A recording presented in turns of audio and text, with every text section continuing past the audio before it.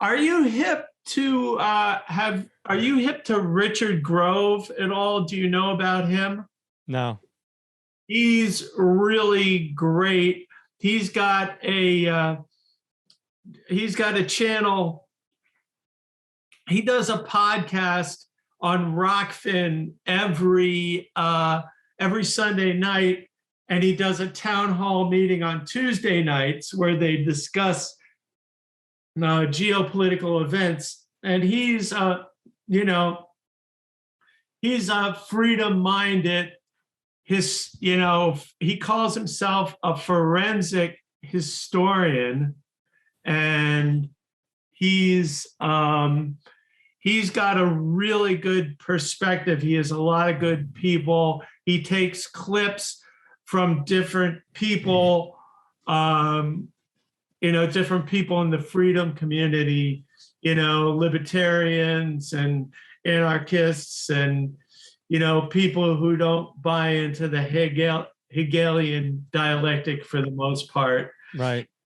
He discusses things from a geopolitical perspective, and his podcast, usually he goes for anywhere from 5 to 8 hours discussing the interviews, with all kinds of interviews. And he gets into the occult stuff a little bit, but he gets into it and he references people, but he gets at it more from, a geopolitical point of view. He references people like Passio and, Aaron and Melissa Dykes and Amazing Polly and stuff like that. He'll go into people like that. Right. But he talks a lot, like I said, just the events from a freedom perspective. And it's a real good way to get the news without having to dip your toes into the toxic waters of mainstream media. Well, mainstream media is all but useless. Well, the thing is, the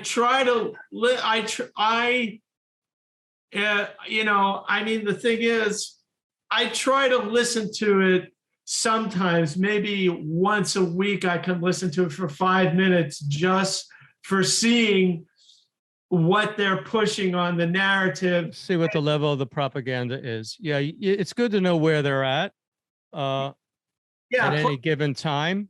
I do that too. I'm not opposed to watching it. I think it's good to see what they're doing, what lies they're spreading.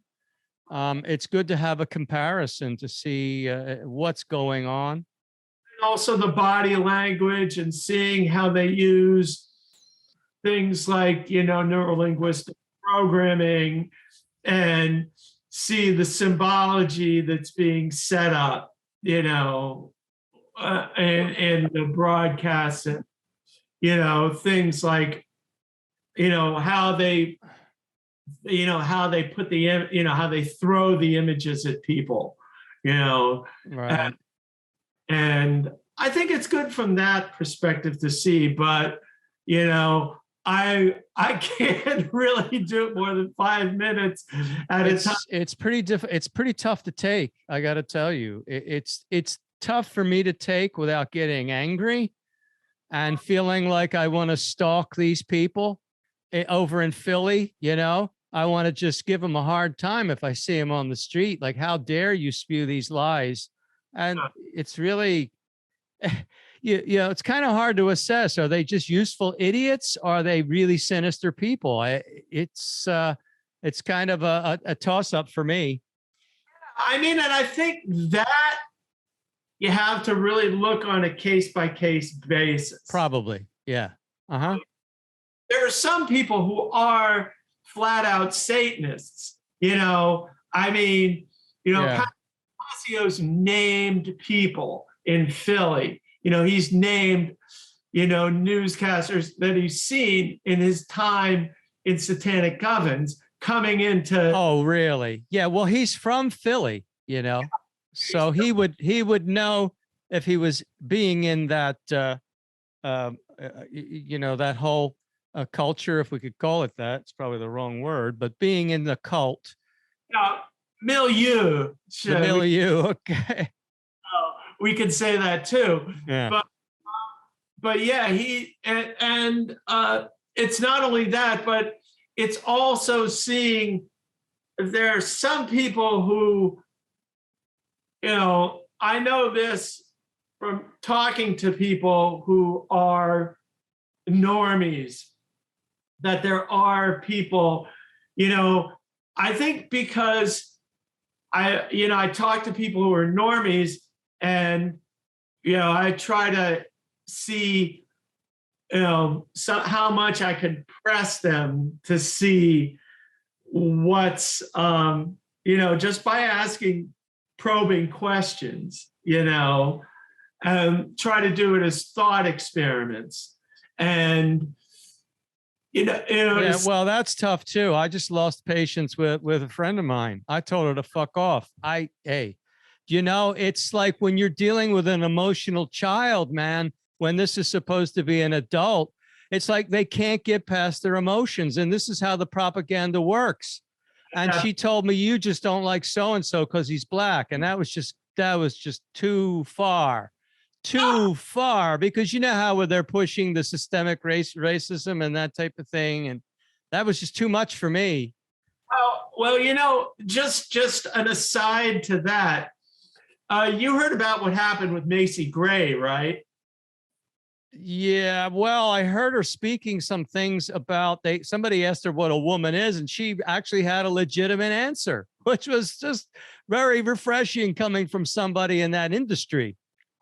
The thing is, it was on a Piers Morgan, and she basically said something to the effect of, just because you snip it off doesn't mean you're a woman. Oh, God forbid. I mean, that's sacrilegious to say those kind of things. She made it plain. If I asked you what a woman is, what would you say? I would say a human being with boobs. You have to start there. Yeah, I mean, the dictionary is quite straightforward. It just says a human adult female, right? No, a lot of people. Yeah, see, that's a little getting confusing. The whole he, she, they. That's gonna. And I'm not sure why really. It's a bit like this whole issue of transgenders in sport.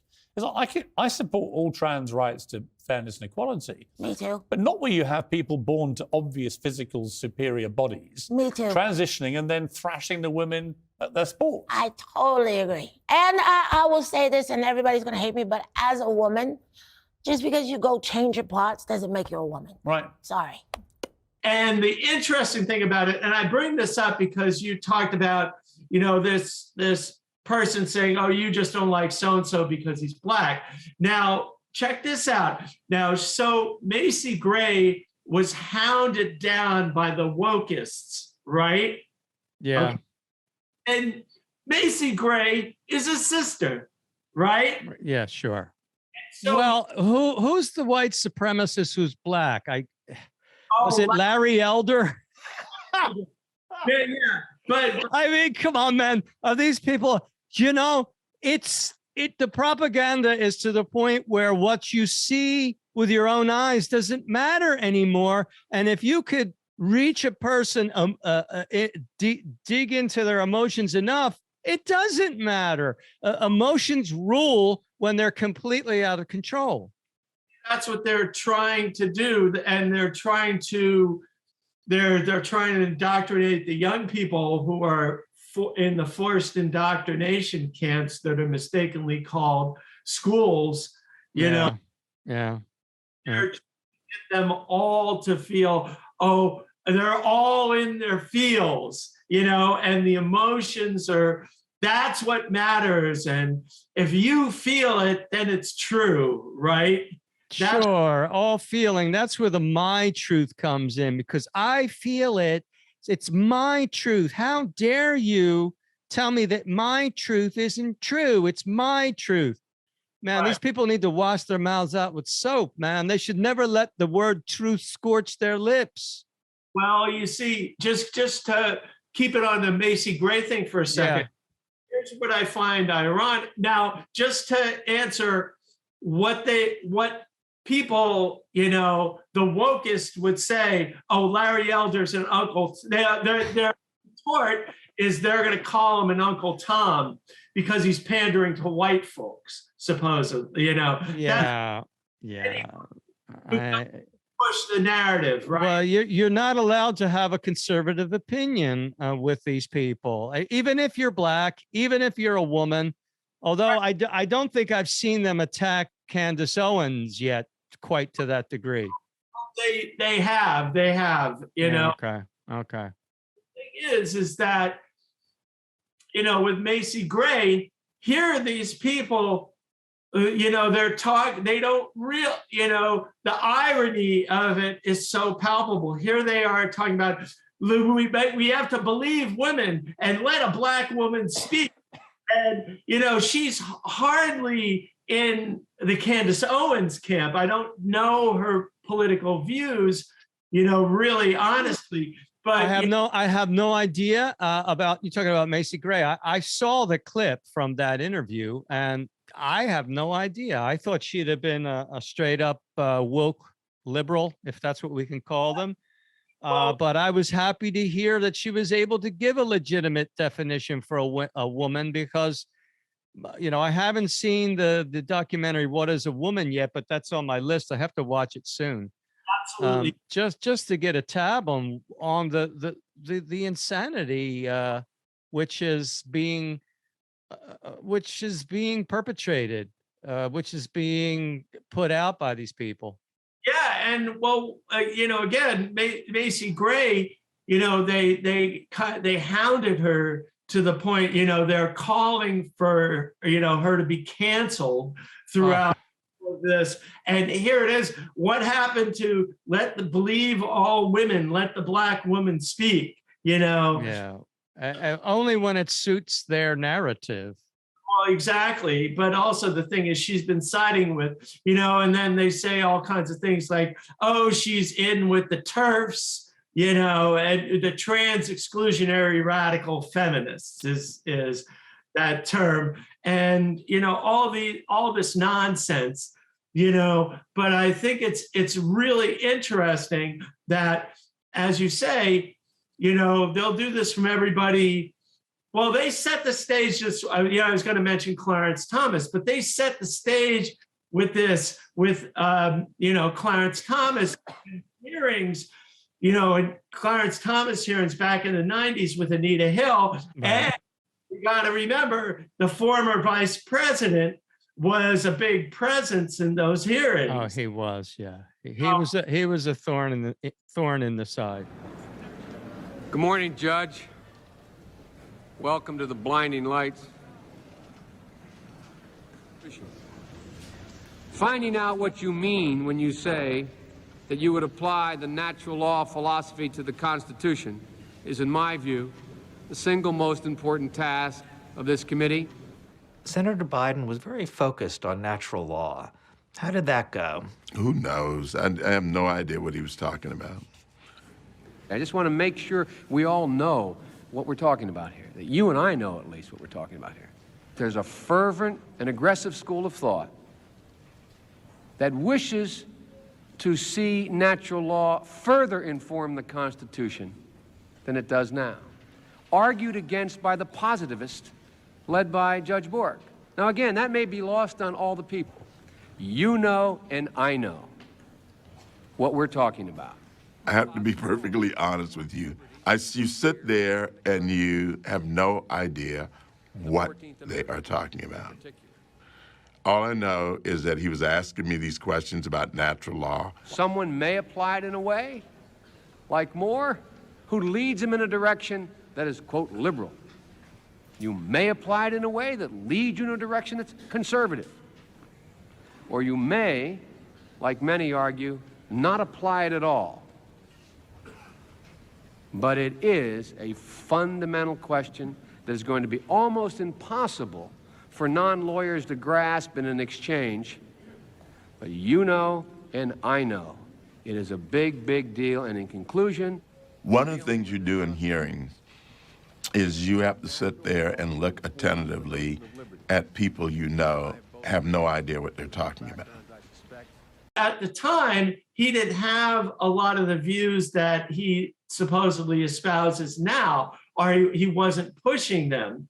At that time, he had if people go back again, if people were to go back in his history and actually research the things that he said throughout his 5-decade career living off the public teat, they would see Plenty of contradictions.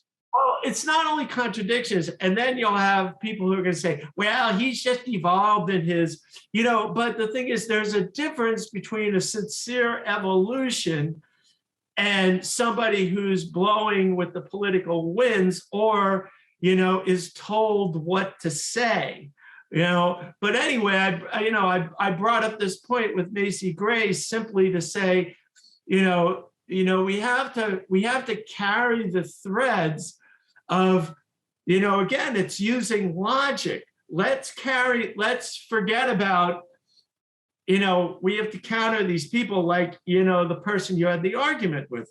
Let's counter these people with saying, okay, I understand that you feel this way, but let's put that aside for a second and, and say, and ask them, well, okay, let's look at this logically. Let's carry this line of reasoning from point A to point B to point Z and so on, but none of them, they're so far indoctrinating that you can't get the majority of them to even sit still to even hear that one little bit. But I think it's up to us to have, if we can have that degree of patience when we have to talk to these people, to actually engage in this level of dialogue with them.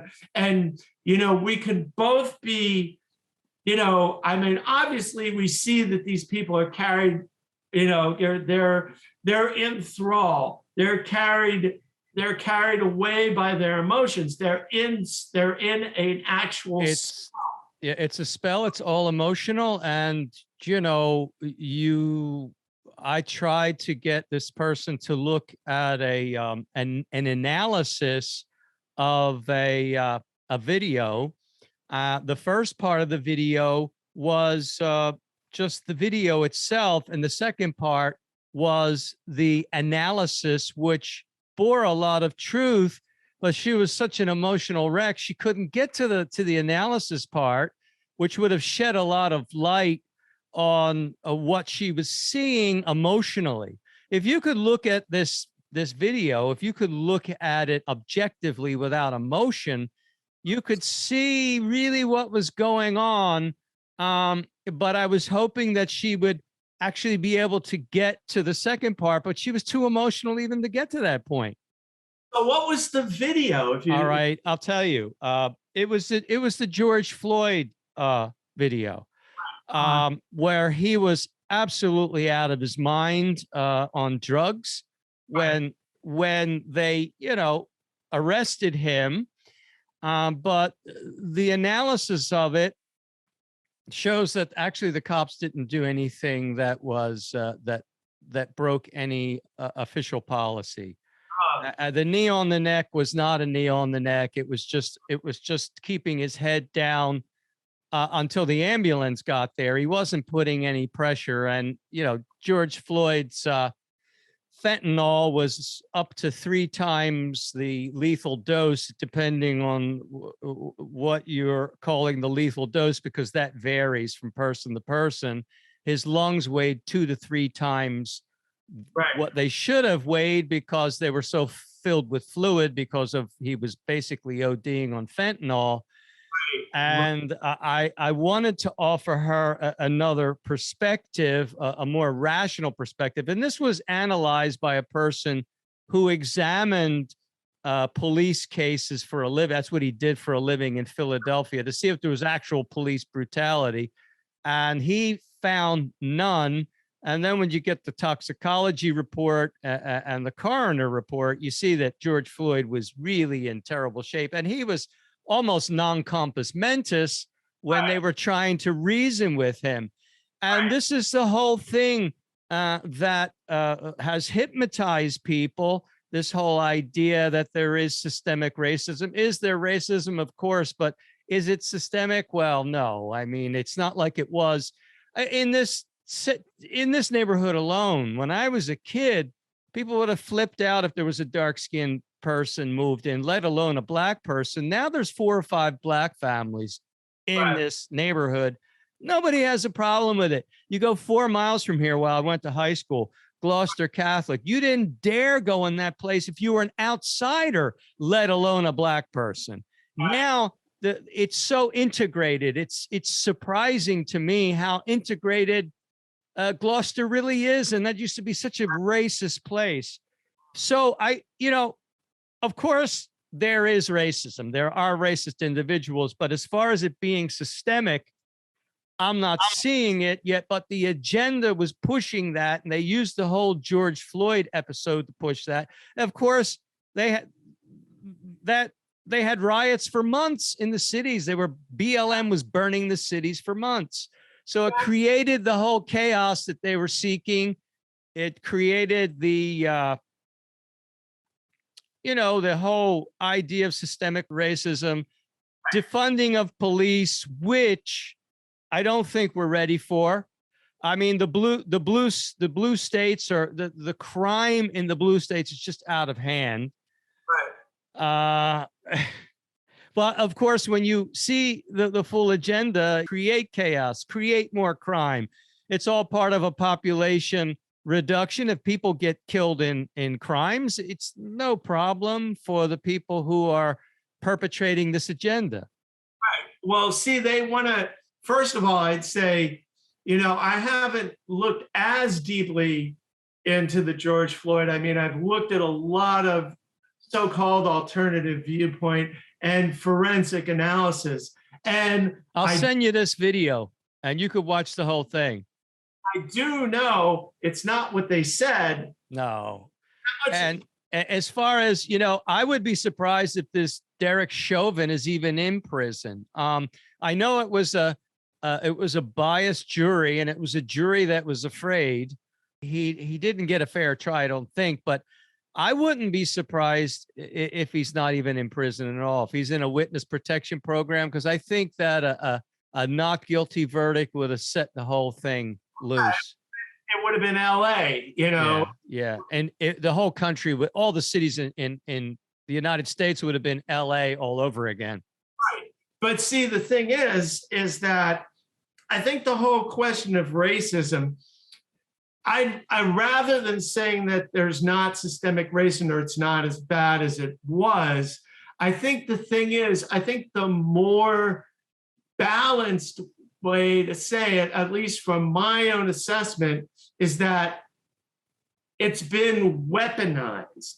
Something that's these very legitimate grievances have been weaponized in the Well, they no doubt have.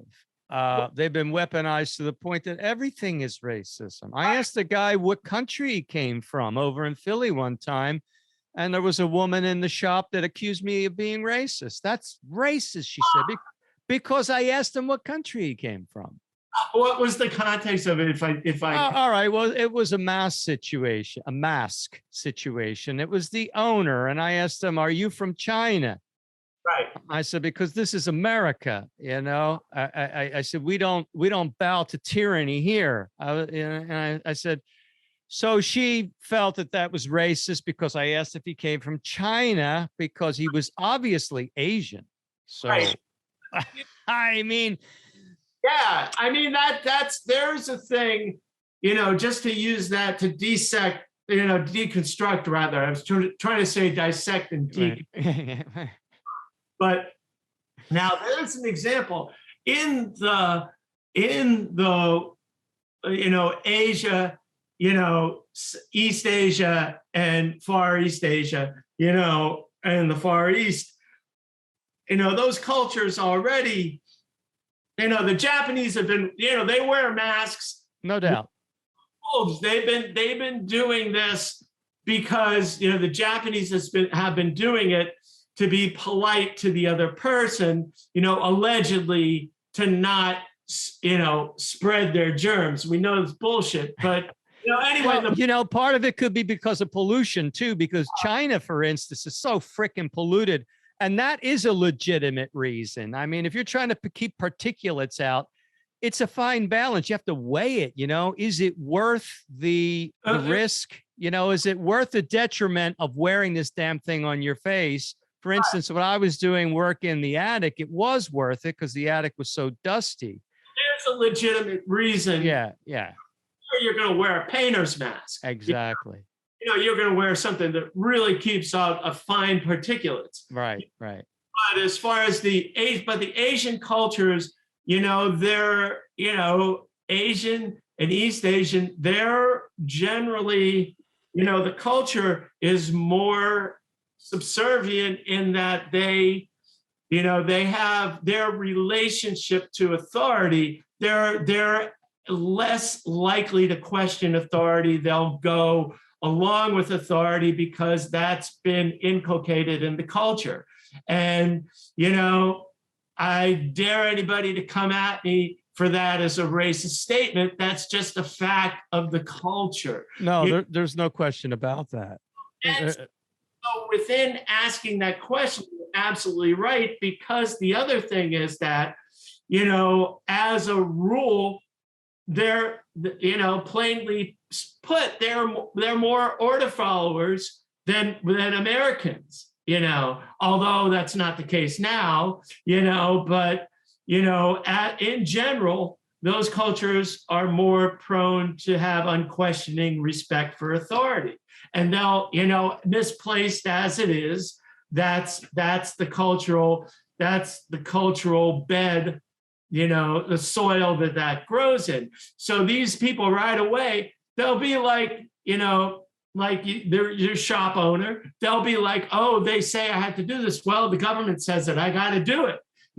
Oh, they say I have to do this. Oh, I have to do it. That's. Yeah. I have a Japanese friend from Japan, and she has a really hard time with this kind of civil disobedience. She really struggles with it. Absolutely. But you see, it is really more a part of American culture. But like you said, they're even breaking that down, or not culture, tradition. It's more of a cultural tradition to be defiant of authority, but they've been breaking that down, and they've had 250 years to do it. But in the committee, the book, The Committee of 300, Right. John Coleman, right? Yeah.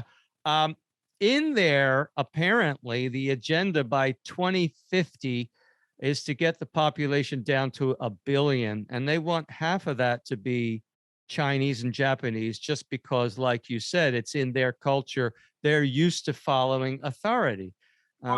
They want obedient servants, really.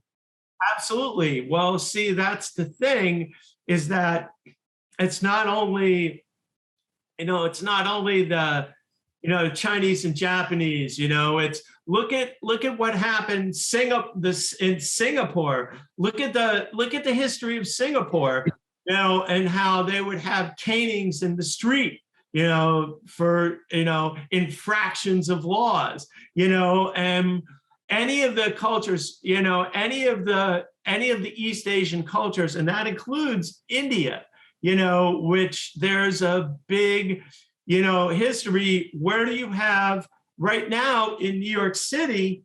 They have, a lot of the traffic cops are Indian because they're they have that compliant, order following, they've been bred, in an average part of the culture to be that way, Yeah. The caste system may have had something to do with that.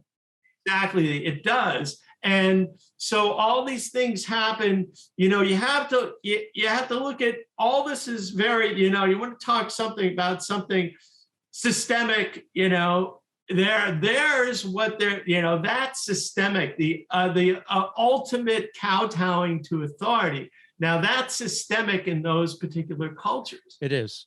It You know, really is. I think for them, they're very polite and they're very respectful, and it's almost misguided respect and politeness.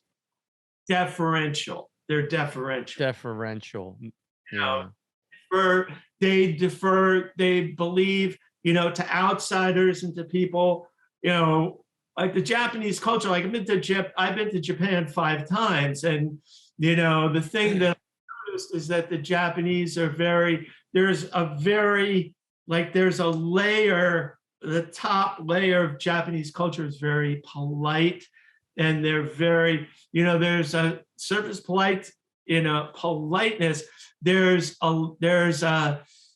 a real dark underside to the culture, with the Yakuza and sure. and the whole, and samurai culture, and the way that the movement, the Japanese nationalist movement, that somebody like, if you read the works of Yukio Mishima, Of course. I was really influenced by that whole story when I was in my 20s. And I owned the soundtrack. Well, I have a copy of the soundtrack, I should say. I thought there was an interesting soundtrack by Philip Glass. The film itself, actually, I've read his autobiography. Yeah, you read his autobiography, you read his novels, and then how he chose to leave this world. Yeah. That's pretty, it's pretty. It's hardcore, man. I went to go see the film with a friend of mine over on South Street. There used to be an art film house over there. And a friend of mine, he just didn't get it. Right. I admired the spirit of it. Not that I would want to go through that, but I admired the spirit of it. Right. Well, the whole thing is the samurai culture is really built upon honor and fealty to your mentor, in the place of a master, and all. It's that way in the East, the guru disciple tradition, right? Exactly. Which does have its place. It has its place, but I've never been one to blindly follow anybody. Not anybody.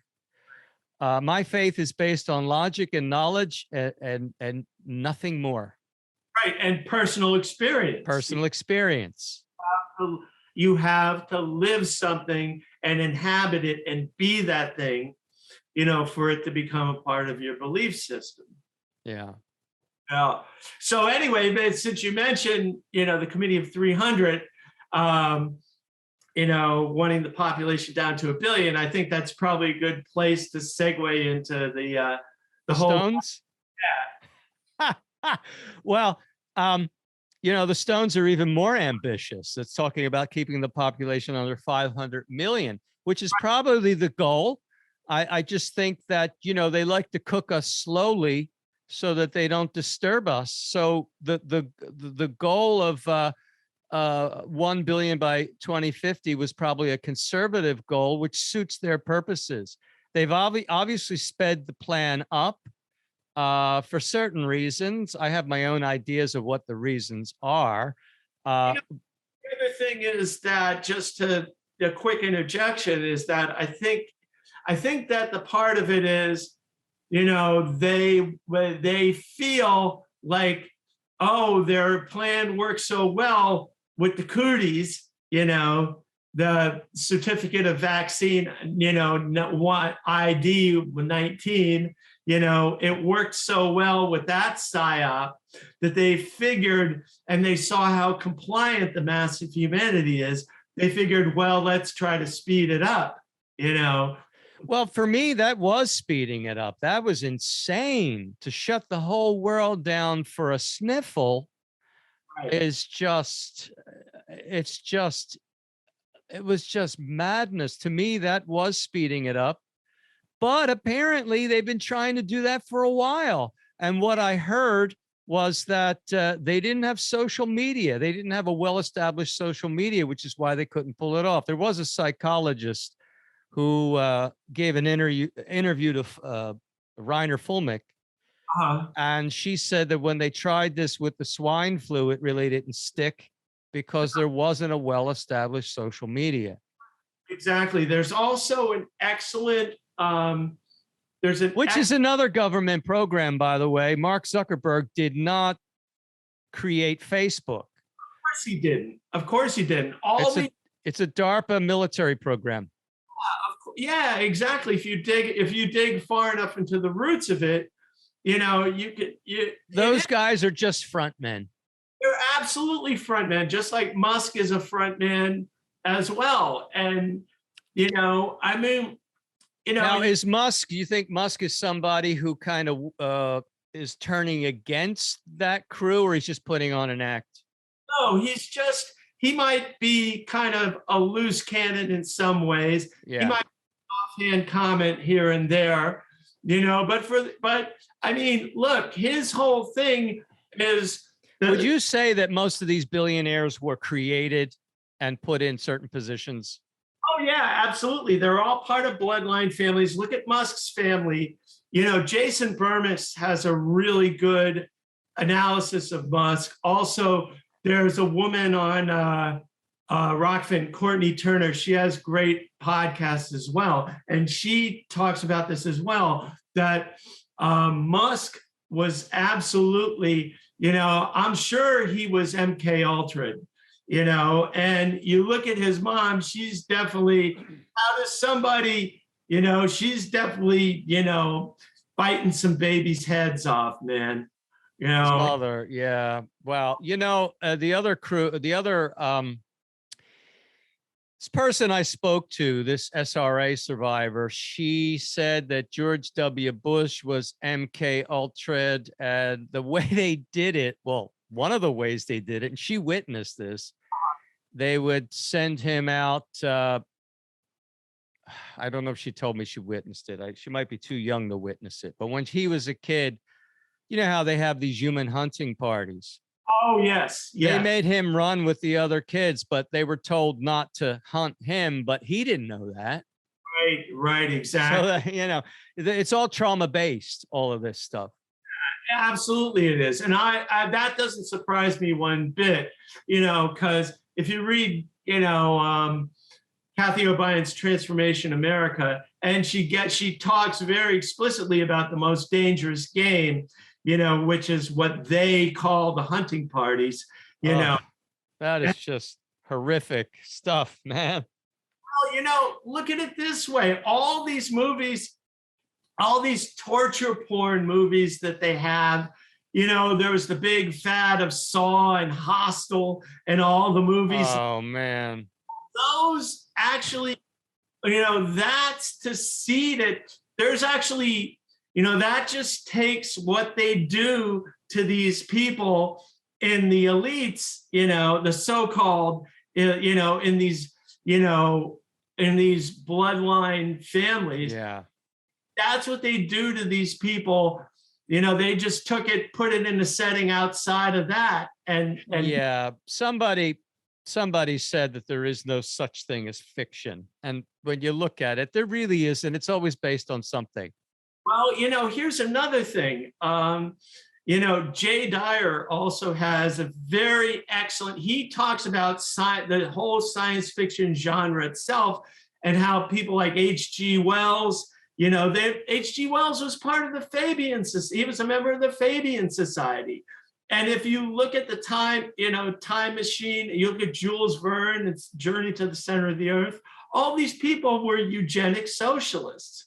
All these people wrote these science fiction, these classic science fiction novels. They were all part of that club. And they, come on, what is it? The Eloi and the, in Journey to the Center of the Earth, they have the unwashed masses who live in the center of the earth that are almost primal, and then the angelic beings. The angelic beings were how these bloodline families and these club members saw themselves, and You know, the unwashed primal masses was how they saw the rest of humanity. You know, absolutely, it's absolutely, they're putting it allegorically in these novels. You know, A. Dyer has excellent research about that. So they've been seeding the public since the late 19th century with these novels, you know, about these, you know, they've been seeding people, and then into War of the Worlds, all the science fiction that happened, then thinking that you were going to have it be benevolent up through the Jetsons. We're going to have cars in space, you know, day trips to the moon, you know, and even now that's what they're trying to do with Musk. They're trying to, because people are so seeded with this science fiction predictive programming propaganda, they see it as, oh, well, we're going to get a chip in our brain and we're going to be able to go to all these places, and we're going to be able to upload our consciousness, and we're going to be able to do all this stuff. You know, we're going to have a rocket ship to the moon, you know. And when that's what they're trying to paint the picture. Do you know the movie Chicken Run? Have you ever seen that? I think I have. It rings a bell.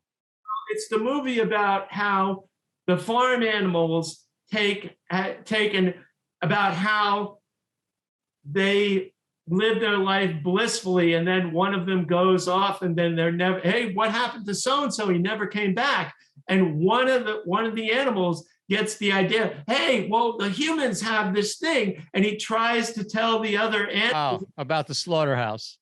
He says, oh, you're crazy, you know. They're putting it out there for people who have eyes to see and ears to hear of what. It's all too familiar, man. It's just all too familiar.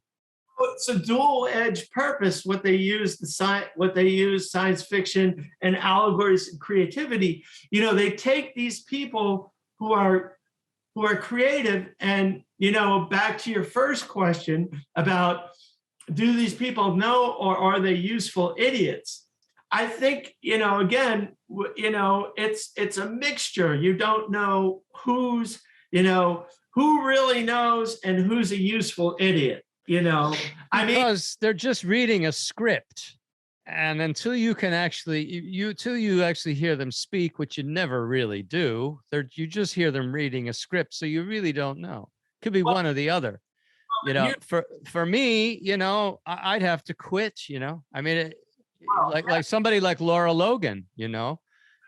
Exactly, who's fantastic. I mean, she's been on fire with, you know, what she's put out. She's totally on fire. You know, but the thing is, like I said, people can go see, you know, the clip I mentioned about Cronkite basically saying he was a Satanist, you know, and all these people. Did he say that? He admitted it, you know. He didn't say I am a Satanist, but if you know what to look for, he said, you know, well, if it was one of these, well, if they say that I'm this, then I proudly am. Okay. World government is the structure necessary for global justice. I'm in a position to speak my mind, and by God, I'm going to do it. First, we Americans are going to have to yield up some of our sovereignty. That's going to be, to many, a bitter pill. Today, we must develop federal structures on a global level. To deal with world problems, we need a system of enforceable world law, a democratic federal world government. Most important, we should sign and ratify the Treaty for a Permanent International Criminal Court. Pat Robertson has written in a book a few years ago that we should have a world government, but only when the Messiah arrives.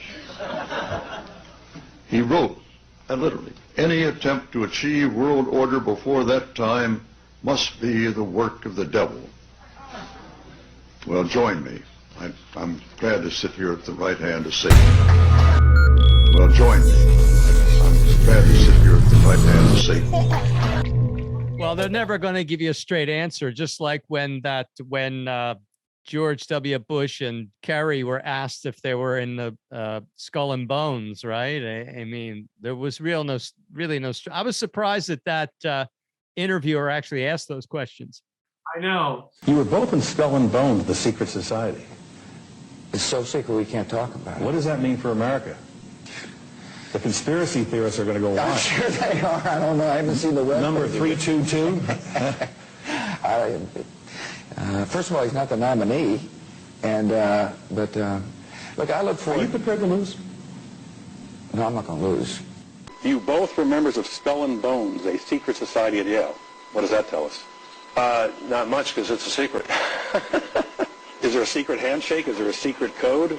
I wish there were something secret I could manifest. 322, a secret number? There are all kinds of secrets, Tim, but one thing is not a secret. I disagree with this president's direction that he's taking the country. We can do a better job, and I intend to do it. And we'll be watching. Be safe on the campaign trail. John Kerry, thanks for joining us. And we'll be right back. Talking about the Guidestones, let's look at that 500 million.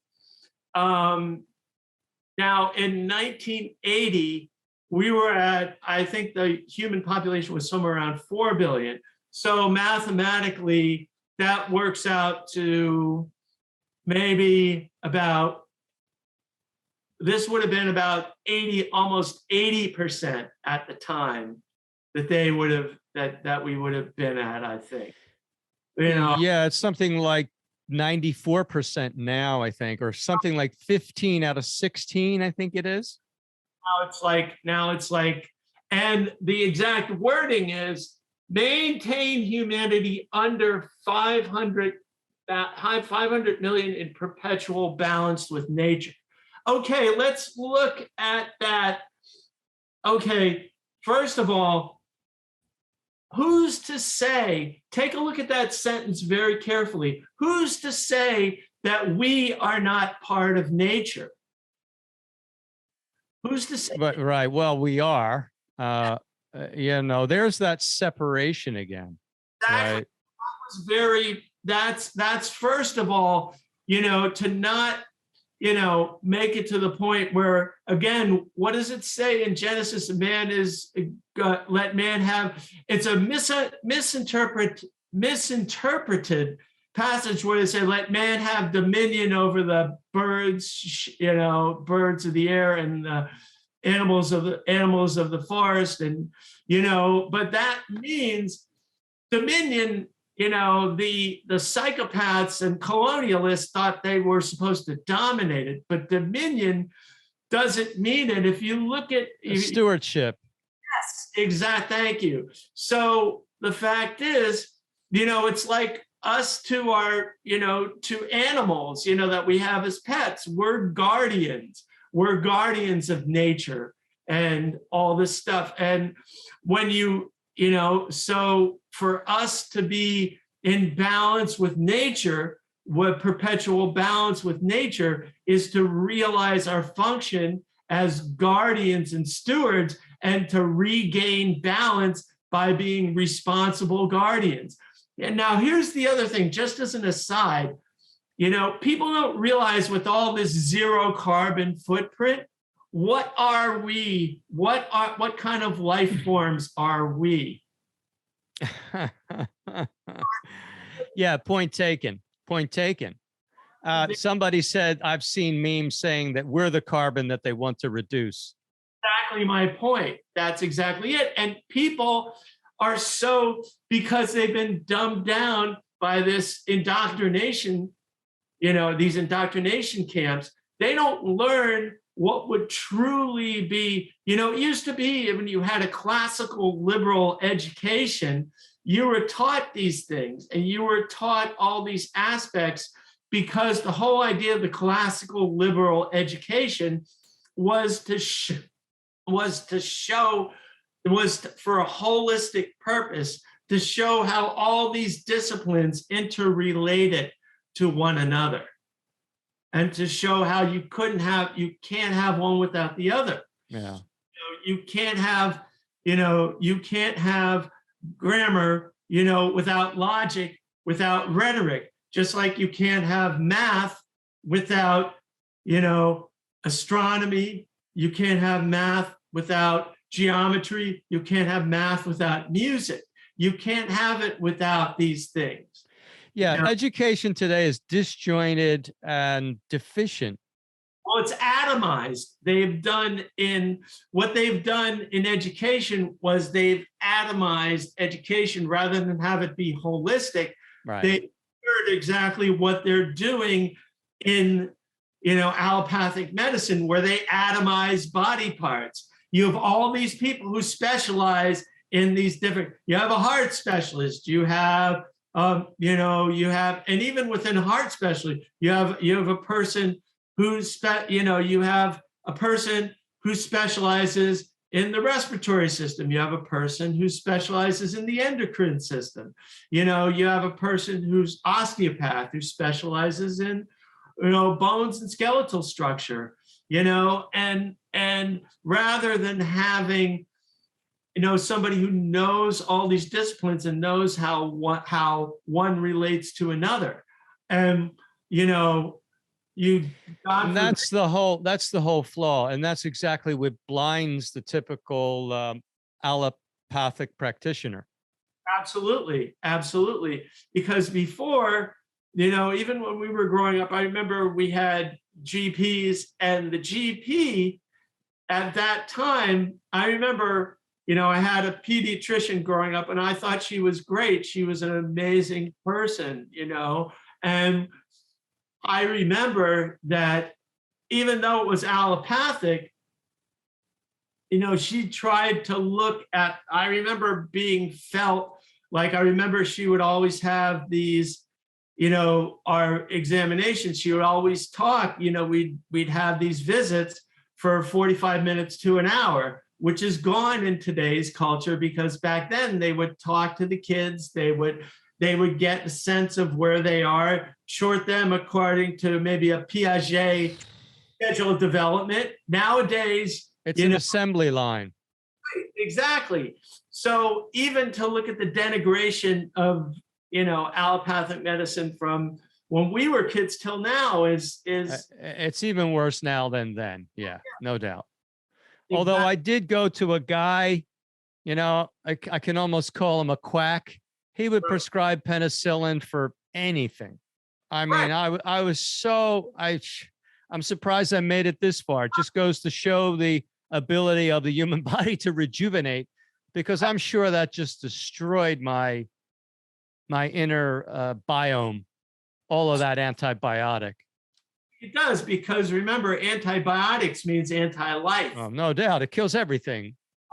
So, and the whole thing is that, just because we become so germ phobic, that people don't realize that, it's not even that there's good and bad bacteria. It's that to be in balance, there are things that are regenerative. There are things that are destructive. There's putrefying bacteria, and there's also bacteria which is beneficial to the human body. Obviously, I'm pretty sure I'm right in saying there's more bacteria in our bodies than actual cells. We have a symbiotic relationship with these organisms.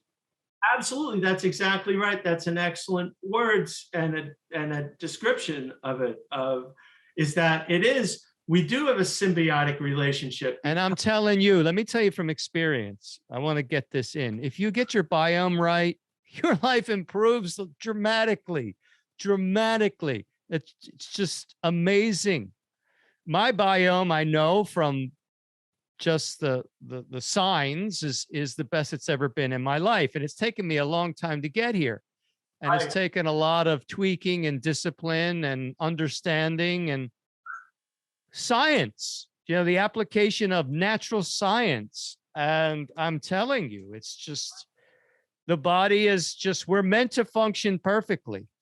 But, in comes the conscious mind, in comes the indoctrination, in comes these satanic fiends that want to control the population. And, we have what we have now. Disease. And look at the word. I know you like to dissect words. Disease. Dis Ease is really what the word means. Yep, it's exactly correct. It is. We're it's all out of homeostasis. Out of homeostasis. Koyaanisqatsi, like we said last week. Life out of balance. Right, man. 100%. It's totally, that's totally. And that's really all you need to know. Like the debate I had with my cousin when he was in medical school. I said, it's this, this, and this. 40 years ago, we had this discussion. Oh, no, Mark, that's too simple, he said to me. That's... and I'll tell you, the joy in life is simplicity, and nobody can ever deny that. Nobody can tell me otherwise. That is the joy. The joy comes from simplicity.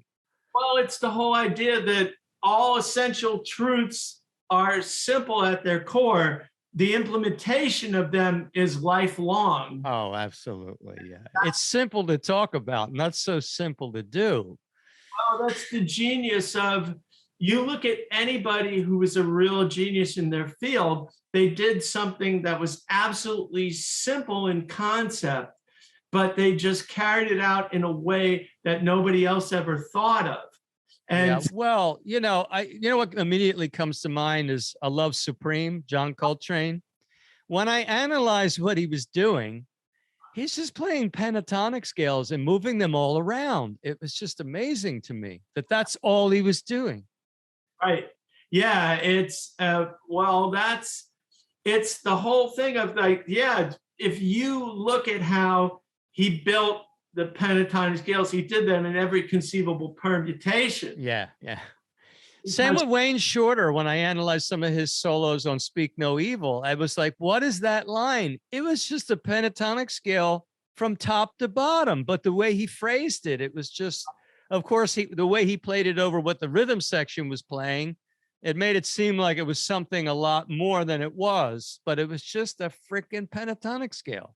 Oh, what was it? I think somebody relayed something. I think Coltrane said something about, somebody said to him, they asked him, Coltrane asked the person about Wayne, and they said, I don't like him. He sounds like scrambled eggs. And Coltrane said, yeah, well, it's the way he scrambles them eggs that makes it something else. And I always think about that because, he just had a way of, I've known people who played with Wayne, I've worked with people who played with him, and they all said he just has a way of speaking that is so unique. He talks the way he plays. He just phrases things in such a unique way, and you can always tell that it's him, and he said it's so much like his personality that they say it's no wonder he plays the way that he does. So it's true, all these great musicians that we admire, they all do this thing that at its core is so simple, but the thing is nobody else thought of it. Well, that's the thing. Once a thing has been thought, oh, that's obvious, right? But you try to think of it before somebody else thinks of it. It's like the wheel, it's a simple thing, but how long did that take to come about? And it's an obvious thing. And that's the whole thing people said, about Wayne, was that they said his mom was very instrumental. She let him and his brother, Alan, who is a great trumpet player, he went crazy, but he put out an album or two, and he was an amazing musician too.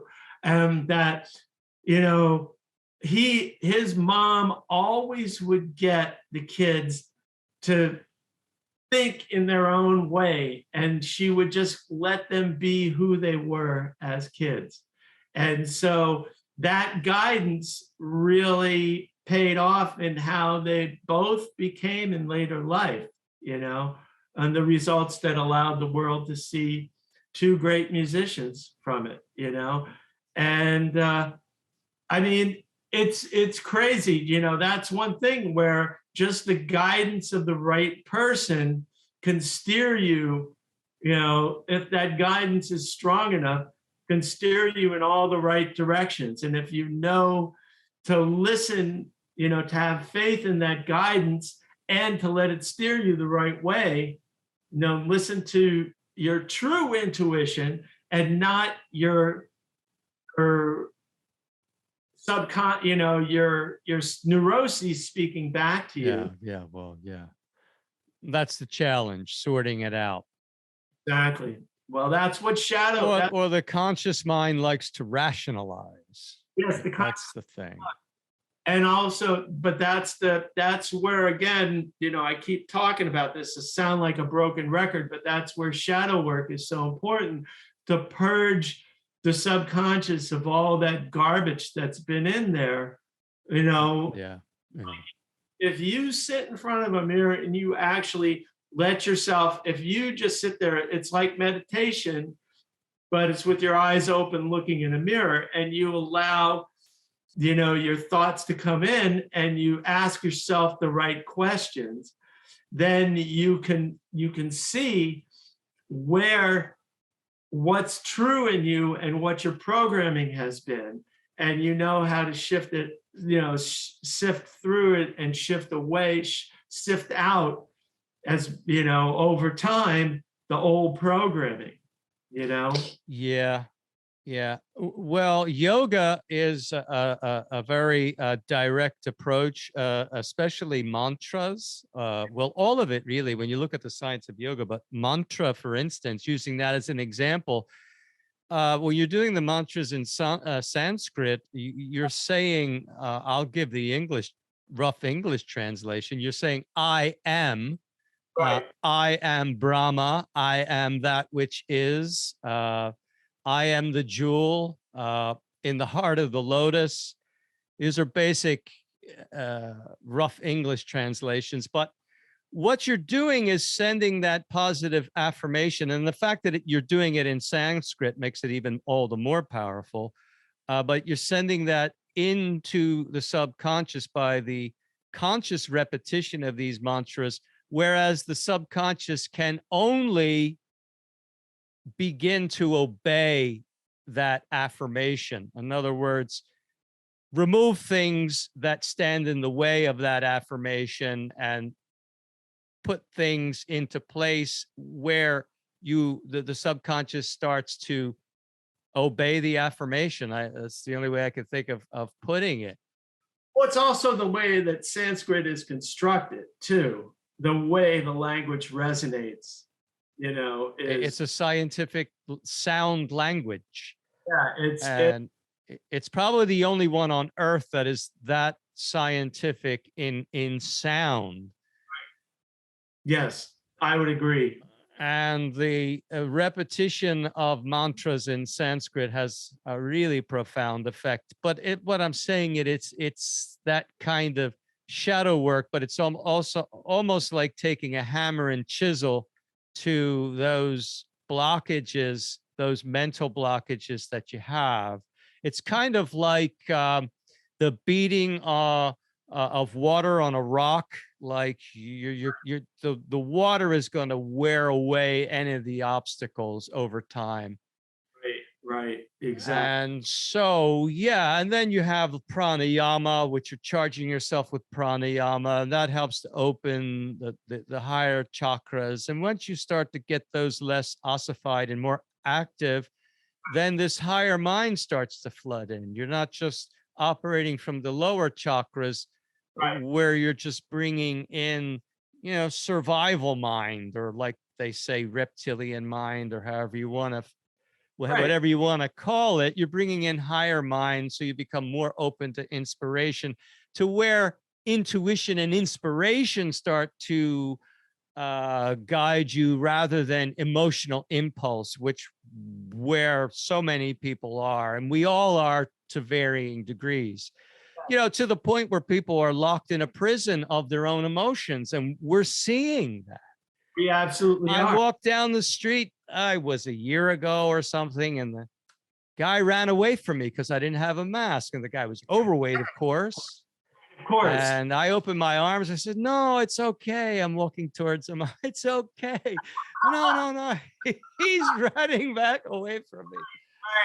Right, exactly. And it's absolutely funny, and ironic in that way that so many of the people who are so vehement pro-maskers or pro-jabbers are severely overweight, have the worst fucking diets possible. Always.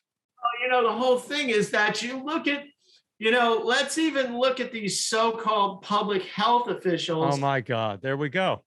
Well, you look at half these people, you look at them and say, I don't want that motherfucker in charge of my health. They look like they can't even climb a flight of stairs. I know. Well, that's the typical MD. Doesn't know a thing about health, and they're not demonstrating health. Well, they're not, because what do they get? They get maybe half a day of nutrition in all the years of medical. And even then, I'll never forget this, because when, we were dealing with, my dad was the first one of my parents to get sick. And when we were dealing with, taking him to, medical practitioners, and taking him, when he had to be in the hospital, or when he had to, all these people, they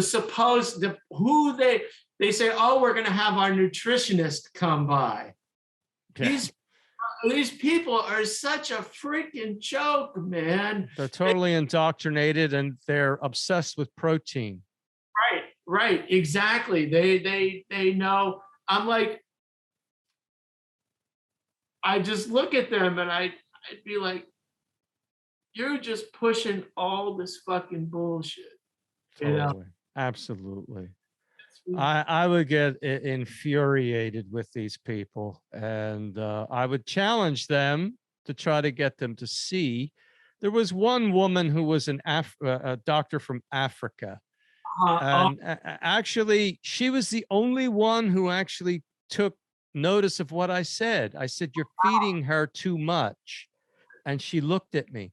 "You think we're feeding her too much?" It was like a light went off in her head, because she's from Africa. You know what I mean? Where they're probably more in touch with healing, natural healing there, than the typical Westerner is these days. They've got something.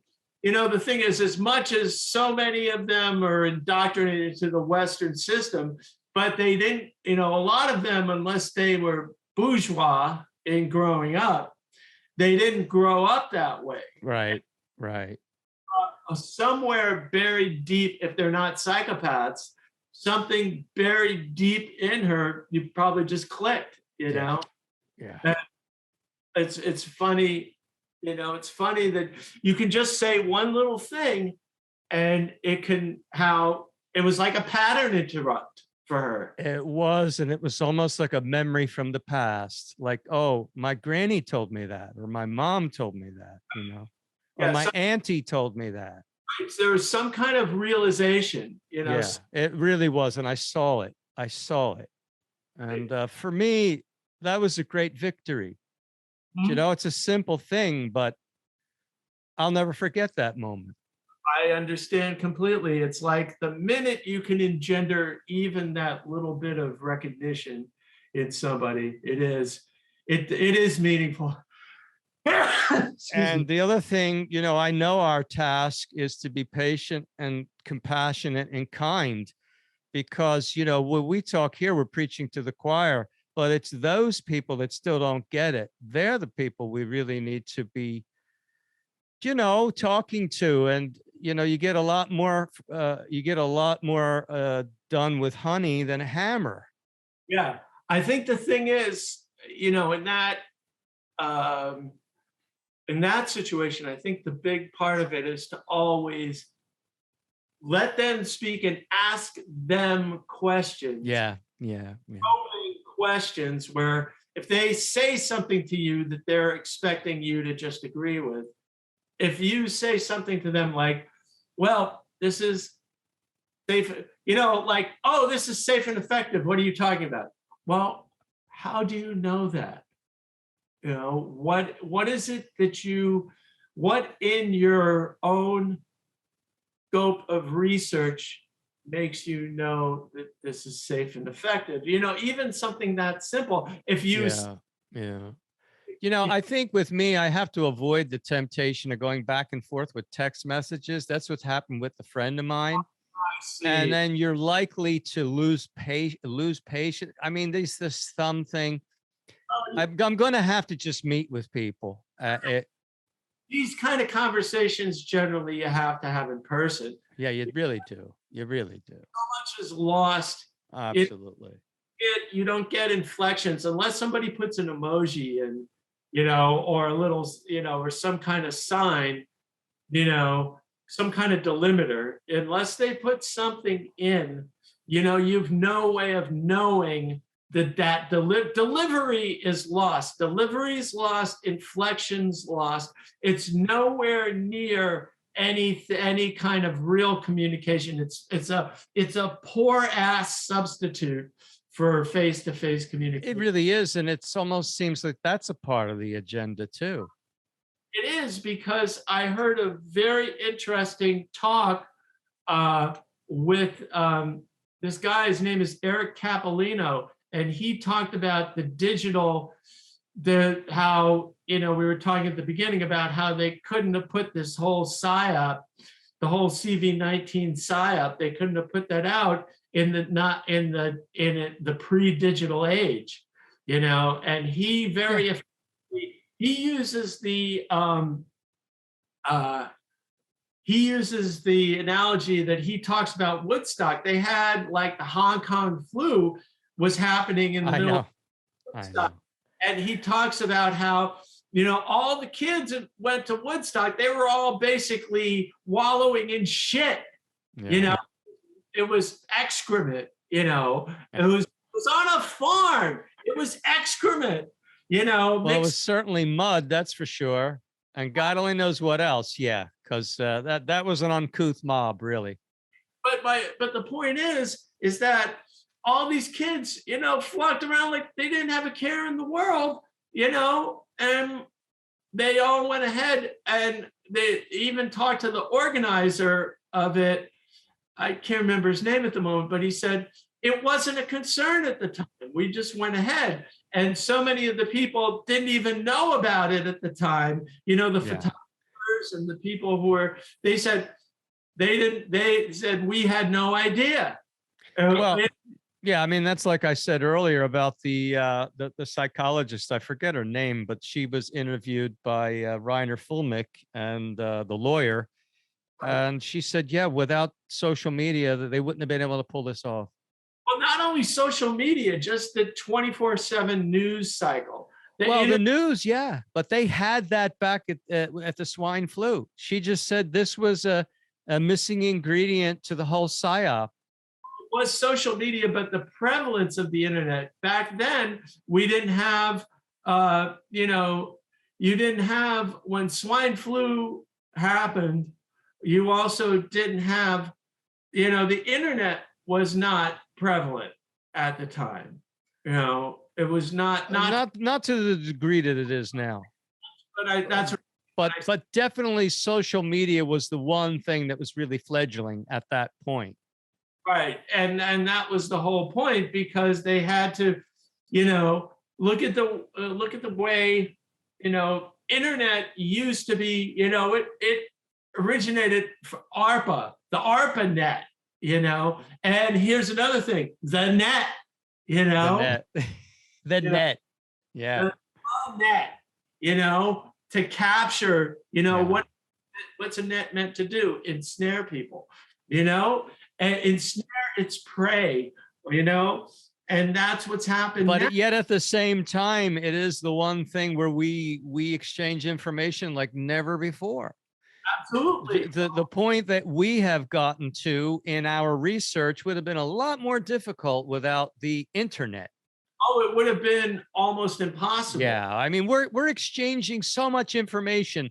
It's said that in 24 hours, A person is getting, today in 2022, in a 24-hour period, the average person is exposed to more information than a person 100 years ago was exposed to in their entire life. Yeah.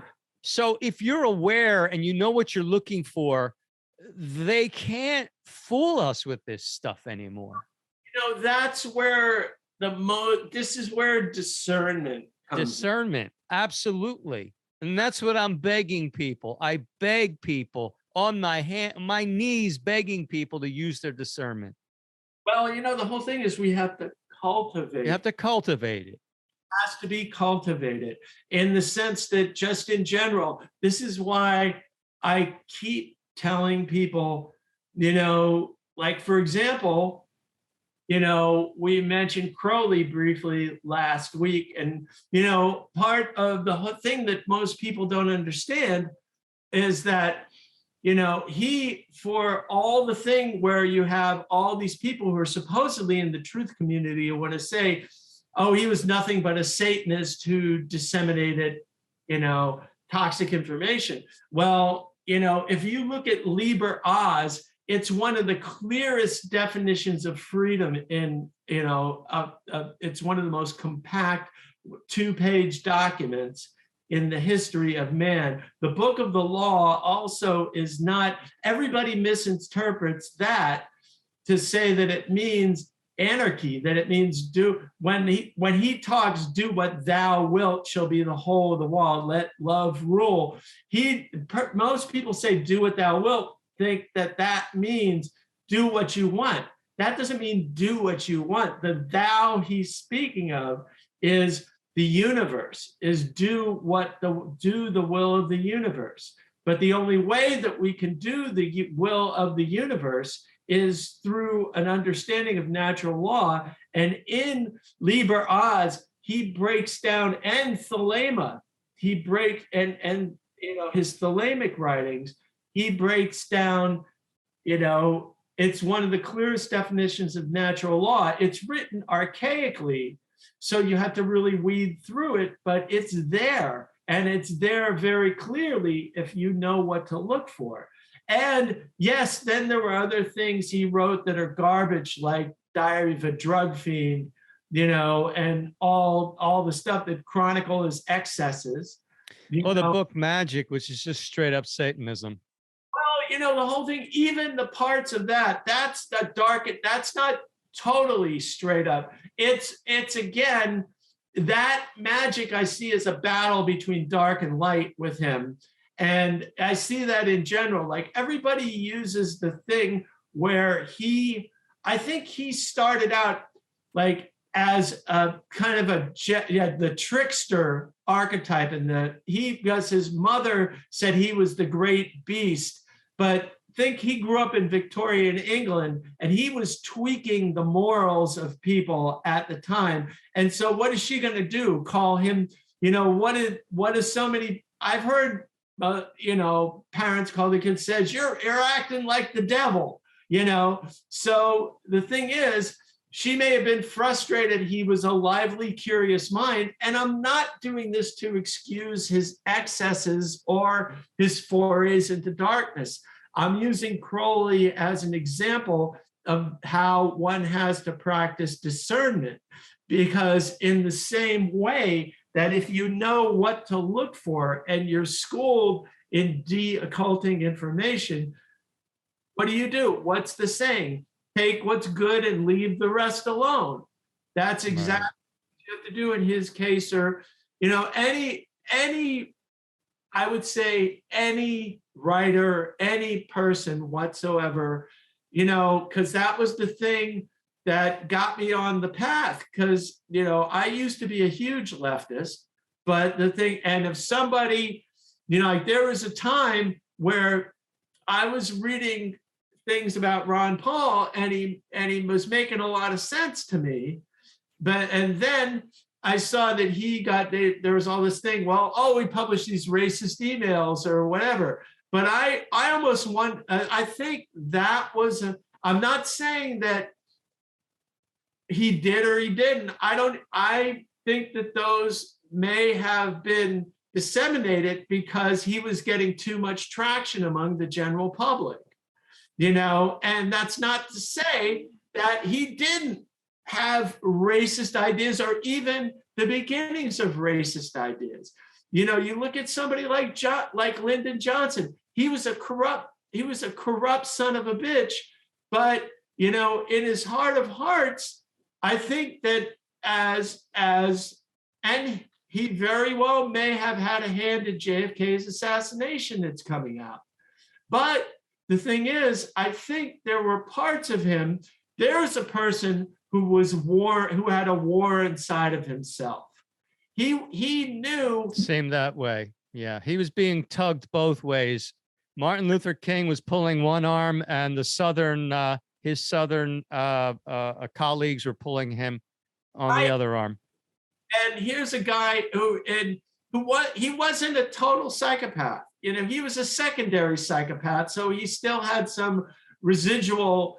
You know, he still had a residual conscience. Well, I thought his speech when he finally signed the damn Civil Rights Act was really inspiring. That was amazing. That was one of the most inspired things that I've read. This Civil Rights Act is a challenge to all of us to go to work in our communities and our states, in our homes and in our hearts, to eliminate the last vestiges of injustice in our beloved country. So tonight I urge every public official, every religious leader, every business and professional man, every working man, every housewife, I urge every American to join in this effort to bring justice and hope to all our people and to bring peace to our land. My fellow citizens, we have come now to a time of testing. We must not fail. Let us close the springs of racial poison. Let us pray for wise and understanding hearts. Let us lay aside irrelevant differences and make our nation whole. Let us hasten that day when our unmeasured strength and our unbounded spirit will be free to do the great works ordained for this nation by the just and wise God, who is the Father of us all. There's the quote, the famous quote where he said, if you convince the lowest white man that he's higher than the highest black man, then you'll have him. Then that's the way that you can, you know, I forget the rest of the quote, that he recognized that was where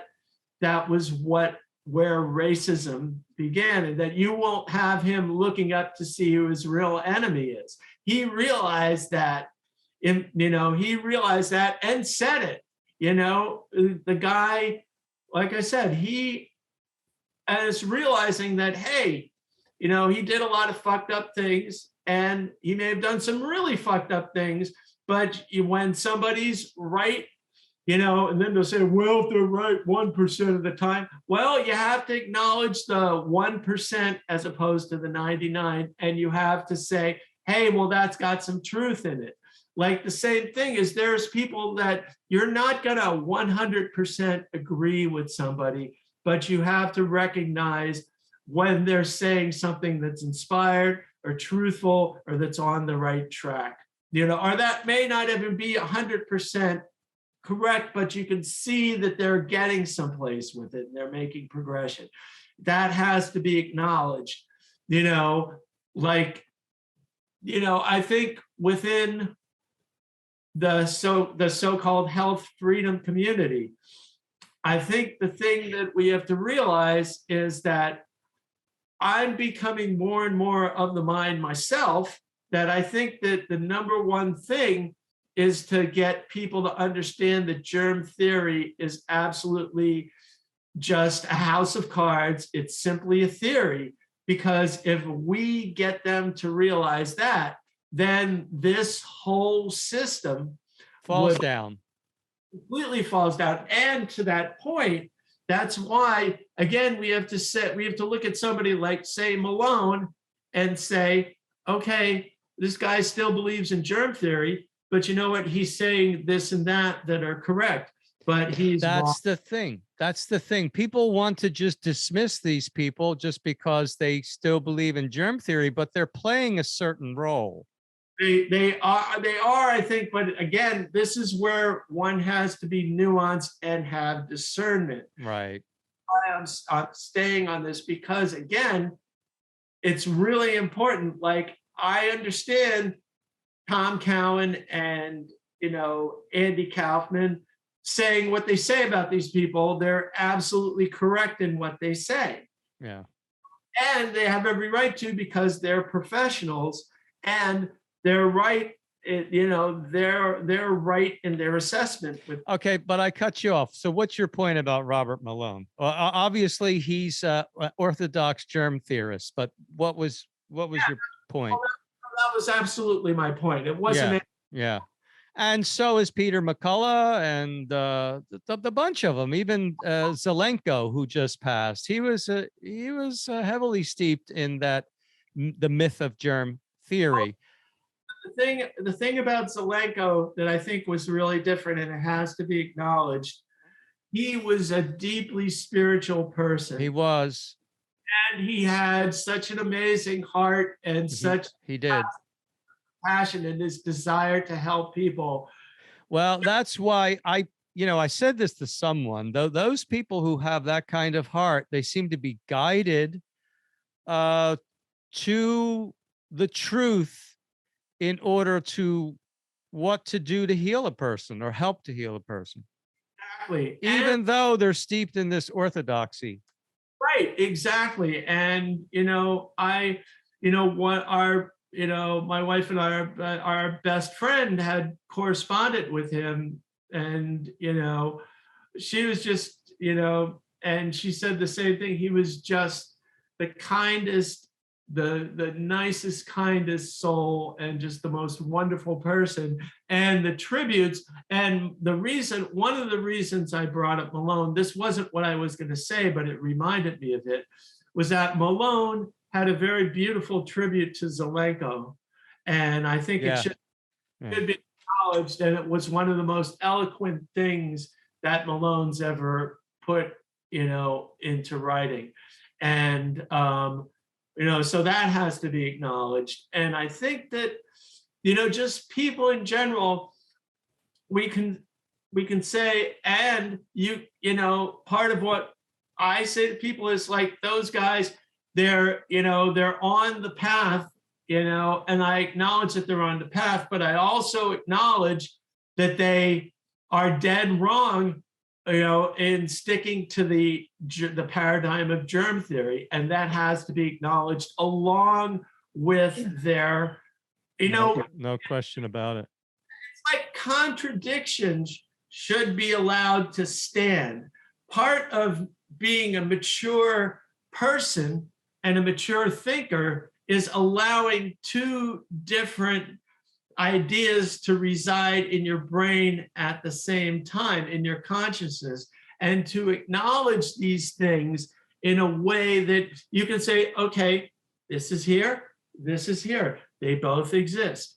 Again, in a larger spiritual perspective, this is an evidence of the duality that we live in on this plane, of this three-dimensional plane, that we live on a plane that exhibits positive and negative. So we see it mirrored so much. Crowley, the contradictions between his light side and his dark side. These are contradictions that exist on this plane. And to be spiritually in tune and to be mature, you have to understand that these contradictions are going to exist, and that you can't. I can acknowledge both these things about Crowley. I can take the good and take it for what it is, while also saying what he did that was really destructive. And that's part of what I think in the cultural religions, like a lot of Christianity, like especially in the so-called truth community, you've got the people who are coming from a Christian perspective. Well, there's that too.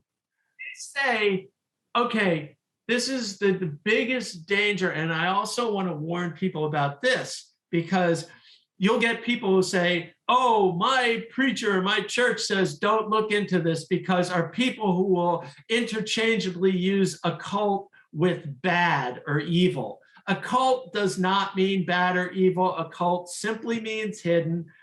End of story. Hidden or unseen. It's that. And, you know, if you want to tell the Christians, one of the greatest occultists to ever live was Jesus. Right. Because he was a great metaphysician. He was a great yogi. He knew the metaphysical book. But you can't say that. That's sacrilege, because, you know, coming up through the history of Christianity, all the mysticism was taken out. They were intentionally trying to keep people in ignorance in order to control them. When you look at the whole history of Europe, all the power, all the wealth was owned by the crown and the church. So the church was attracting a lot of psychopaths, just like politics does in these days. Well, you look at the early history of the Pope, some of those motherfuckers. The whole thing as well. But even today, right? I mean, when you really look at it, the Catholic Church, you know, excuse me for the Catholics who may hear this, but the Catholic Church at the top is a satanic cult. Oh, it absolutely is. Well, and it's been that way for hundreds of years. It has. It's been that way ever since probably Constantine declared that the Christianity as the official religion of Rome. Old Council of Nicaea, and you know, where they destroyed the occulted books. You know, they didn't destroy them. They've managed to be recovered. You know, but there were some that I think are completely destroyed. But yeah, they outlawed a lot of things, like the Second Council of Constantinople outlawed the doctrine of reincarnation, and you can find that document on the internet. They called it the transmigration of souls, and when you look at that, when you analyze that, that was just another one of their indoctrination tactics.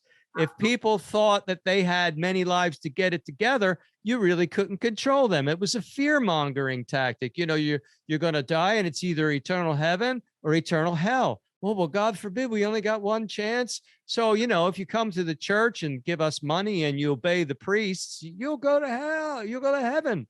But if you don't, you're going to hell. So, you know, this is why Luther started Lutheranism, and the different people broke off. Calvin broke off because they saw through this whole insidious scheme to control people. Right. That's right. That's right. They were not without their problems. But you know, you don't need a saint to get things done. You don't. As a matter of fact, sometimes it's, you know, it's these people who, you know, the problem I have, it's not about not being a saint. It's that not acknowledging the darkness inside, you know, and trying to tamp it down instead of realizing it's there. And either you make some level of peace with it, or you work to expunge what you can expunge from it with it. It's an ongoing work in progress. It is, absolutely. And anybody who doesn't admit that is either a liar or they've already arrived.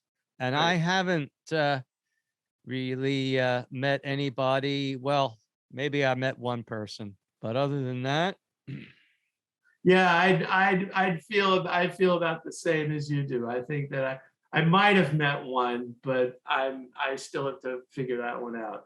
But yeah, I think the thing that people have, you know, they have to understand. But here's the point that I was making while bringing this whole thing about people saying a cult is evil. The biggest. Well, that's part of that Christian indoctrination. It is, but here's another point and I think this is what I really want people to get. is that it's a diversion tactic to prevent people from looking into the information. It's a way, like the big thing is you're censoring that person. You're subtly censoring that information from that person, and the other thing is censorship is a form of stealing, because you're stealing the person's ability to have full, unfettered access to all possible information. Because anytime somebody tries to dissuade you from information, either there's a gentle dissuasion or there's a dissuasion under duress. Yeah. That still is going to give people, you're still censoring that information. And that information, if the person had access to that information, it would open up a whole new world to them. They don't want that. The cult doesn't want that. The cult doesn't want that. That's exactly right. It's the same thing with people. And this is the point that Passio tries to put out. And I think they can only control us through our own ignorance. So as long as they keep us ignorant, then game over. But here's another thing. This, I think, is one of the most important points. And this is the biggest thing. This is why I'll keep name checking Passio and bring his references up so much of the time, because he says that the biggest trick that they've done, that the control system has done, was to make people think Satanism is the worship of an anthropomorphic being, when it is not. It is a force. It ultimately is a force. It's the involutional force. It's the force of destruction. What is the root of Satan? Shaitan, the adversary. The adversary is what is creation itself? Evolution, the regeneration and the moving forward, the evolving of creation, evolving of the human consciousness. What is the adversary of that? Involution. Exactly. Yeah. In the destruction of the consciousness, the stunting of that consciousness, the hitting the ceiling, like you can't go beyond this point. You can't see this information. If people understood that Satanism simply means that it is the worship of the ego, the worship of the self, and not only the worship of the self, but the worship of the ego run amok and the unbridled selfishness in that person and in the human. Like, you have somebody. So this is a hedonistic type of philosophy. Yes, exactly. Because I'm trying to get to the bottom of what motivates this. It's kind of alien to my way of thought. But here's what Satanism really, really is. And this is why the majority of humans on this planet are de facto Satanists. Because think of all the times you engage in a selfish action, whether it's pulling out in traffic in front of somebody, or you butt in front of somebody, you do something rude to somebody because you want to do that thing. You want to get to that thing sooner than the person who looked like they were going to get there before. Yeah, it's happened to me yesterday. Happens to me a lot on the bicycle, by the way.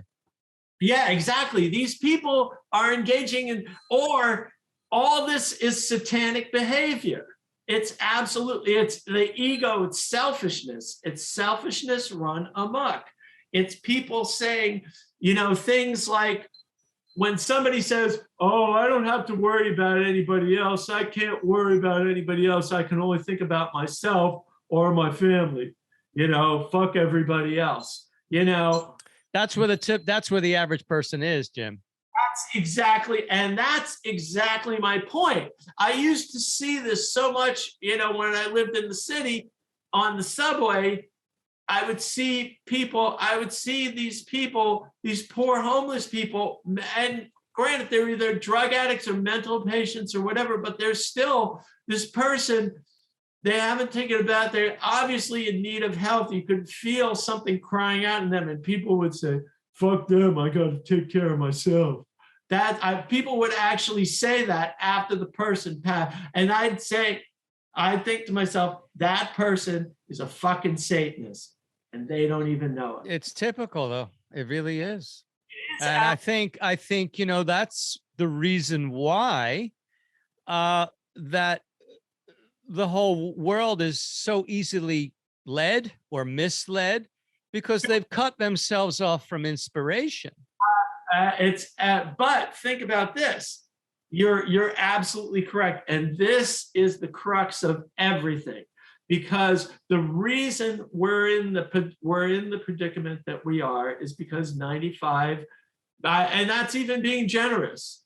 It could be more. It could be 99% of people who are de facto Satanists in this world. That's why we are in the situation we are, because people. It certainly is, yeah. People are not acting in a way that's in harmony with creation. They are not acting in a way, they're not acting do no harm. They're certainly not acting, they certainly don't understand the self-defense principle, but in terms of do no harm, they don't understand. Everybody thinks do no harm means you got to be some kind of a pansy ass pussy, No, it doesn't. It really doesn't. And like, I'll tell you what happened to me yesterday. You might find this amusing. This is one of many examples I could give. I'm on the bike. I'm a happy guy. I'm shouting at hello to mommy and poppy to everybody, because I'm happy to see everybody. But then you'll get one of these impatient motorists, and there was a guy behind me. The light had changed, and it just turned green. So I was moving out, but I mean, I'm on a bicycle. I'll get there. But he wanted to make a right turn. So as I was accelerating through the green light, which was just red, which is the reason why I was going a bit slower, he blows his horn at me. Now, I know I should just blow it off and just ignore it, but I made a gesture at him. So he starts screaming at me, and I scream back at him. So some of them, he makes a U-turn like he's going to come after me. Right. So what I do is I just slam the brakes and wait for him. But for some reason, this time, I decided not to just wait for him. I started walking toward him. And what did he do? Like every other single one that's ever happened, he gets back in his car and leaves. Right. So, that's the do no harm, but take no shit. Now, that was a trite thing, which I probably didn't even need to get bothered. But when they turn their car around, that's, well, okay, it's game on now. Well, see, that's the thing is we're all human, and we're all going to be at some point. It's going to, our patience is going to break. I don't know. I'll admit I kind of have zero tolerance on the bike. I guess because I'm surrounded by these 3,000-pound moving vehicles. You got so many assholes on the road and so many impatient people on the road, and they almost don't want you to be there because you are on a bike, and they're thinking, look at this skinny faggot on a bike, that kind of thing. They give you no respect because you're on a bike. It's that whole macho kind of mentality that you have to deal with, and I just don't have any time for it. Like zero tolerance for it. And that's understandable. Yeah. I look at it this way. I mean, I've seen some people who are really self-righteous on, on bikes who don't know how to coexist. And well, that's the thing. I do know how to coexist. And that's why I'm still in one piece after, 39 years. There you go. But my point is that, it works both ways. Yeah. I know you're aware enough and discerning that you know how to interact on the road. But look at it this way. Most motorists don't know how to interact with each other properly on a road anyway. My wife and I were out driving, the other day, and we had somebody who was on our ass constantly. And then at one point, we literally just slow, when she pulled out in back of us again, we just slowed down, and she kept going off, and she kept doing it to every other person. Yeah, it's obnoxious. The tailgaters are really obnoxious. Literally be all up their fucking tailpipe, all the way, and there's an example of somebody, and we just looked at each other and said, there's a mini-me Satanist, and because we both listened to Passia, so I think that a lot of motorists are possessed when they get in that car. They become possessed.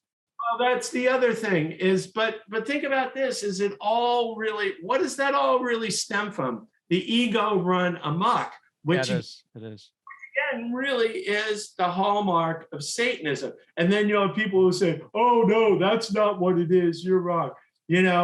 And, I'm like, no, I heard this from a guy who was a priest in the Church of Satan, that this is what Satanism really is. And that would be like you saying that you asked me something about Catholicism, and you said, oh, well, my priest said this is what Catholicism is, an actual tenet that's in the Council of Nicaea, something that's codified in the books. And he said that. And I would say, oh, no, you're wrong. That's the same thing. Like, I'm not going to believe a guy who's scholar, who's studied that, and he's done that. Within that framework, he is correct in that assessment because that is one of the tenets.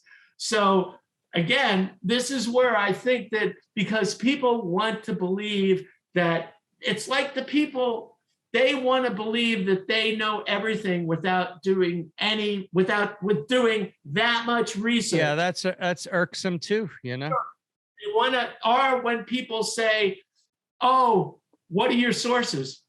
I just say to people, unless it's something that I have to document in a scholarly way, if I'm doing something, some kind of paper, some kind of talk where I have to cite references, unless I'm doing something in that way, I say to them, you know what? I did the research, so should you. Go, here's what if I'm feeling really generous, I'll say to them, look, these are the people that some of my primary sources. I would suggest that you start there and use an uncensored search engine and start doing the research and doing the hours of research that I myself did, rather than asking me to do your hours of research for you. That's like me saying, you saying to me, oh, I don't feel like walking. Put me on your shoulders and carry me. Wow, yeah. And of course, this depends upon the context, but you could feel how there are the people who are the fact checkers, the people who believe Snopes and the fact checkers. I'm on a perpetual shadow ban on Facebook because of the fact checkers. Well, those people, that's a whole nother subject. Oh my God. The Facebook banning is a little bit more subtle than YouTube and Twitter. YouTube, they'll just completely suspend your account, right, or cancel your account, YouTube and Twitter. Whereas Facebook, it takes a lot more, but they'll shadow ban you to hell. Exactly. Yeah. And YouTube will demonetize you. I was demonetized before I was, my account was canceled, before I was taken down. I talked to content creators who've said, I've seen views disappear from my channel in real time. And I'm like, I'm not surprised. I'll tell you, it's so insidiously evil what the big tech is doing. Oh, well, they're all fucking Satanists. Yeah, well, yeah. One of them, Dorsey. Yeah. All these people, they all I was talking to a source who told me that they basically all smoke DMT. They have these parties in, either in Silicon Valley or the Hollywood Hills. They have these parties, and they're like, they hold actual black, dark magic rituals, and all the shit, like vampirism and pedophilia and all the sickest shit you could imagine. They do this shit because they want to conjure these entities to give them power to gain this dominion. So well, it's power at the bottom of it, isn't it? Because what the hell else could it be? Jesus. It's power and control. These are the big things that all these people want. All these people want. Look at Apple. They used to be the greatest fucking company. They made the best computers, the best operating system, and Tim Cook is ruined Apple. He's so in bed with the Chinese, and he's such a fucking Satanist. And all the shit that they've done, they've canceled the way that they've structured things. Like, for example, there was an app called Downey that was used to rip videos, and they literally took it out. They took it, not only they did take this out of the App Store, but they took it to where they broke it on the system. You couldn't use it on the system even if you had it as a legacy. That's how, and they recant it within days. The guy who he writes about this experience, and then Apple had the nerve to say from him, when they had thousands of people complain about this, Apple had the nerve to say, "Oh, it was a mistake, we take it back." When they did, you damn well know they meant it. And like I said, I've used Apple computers almost exclusively side by side with PCs. I don't use PCs anymore, but I used side by side with PCs in the first 10 years. I used Apple, and I used it. Steve Jobs, whatever you want to say about him, how much of an asshole he was, he built computers that were indestructible. They lasted you could use an Apple computer for 10 years after. They didn't, Tim Cook and Apple have all this stuff in place. Now after 7 years, your computer is practically broken. It's going to slow down with each new operating system. That's like PCs. They outdate so quickly. Well, PCs are ridiculous. They outdate as much as postage stamps, Yeah, I regret that I bought this PC here and not gotten an Apple computer instead. It's smoking fast now, but how long is that going to last? The thing is, it's not, and then all the shit you got to do in the operating system, and how a nightmare and non-intuitive a PC is.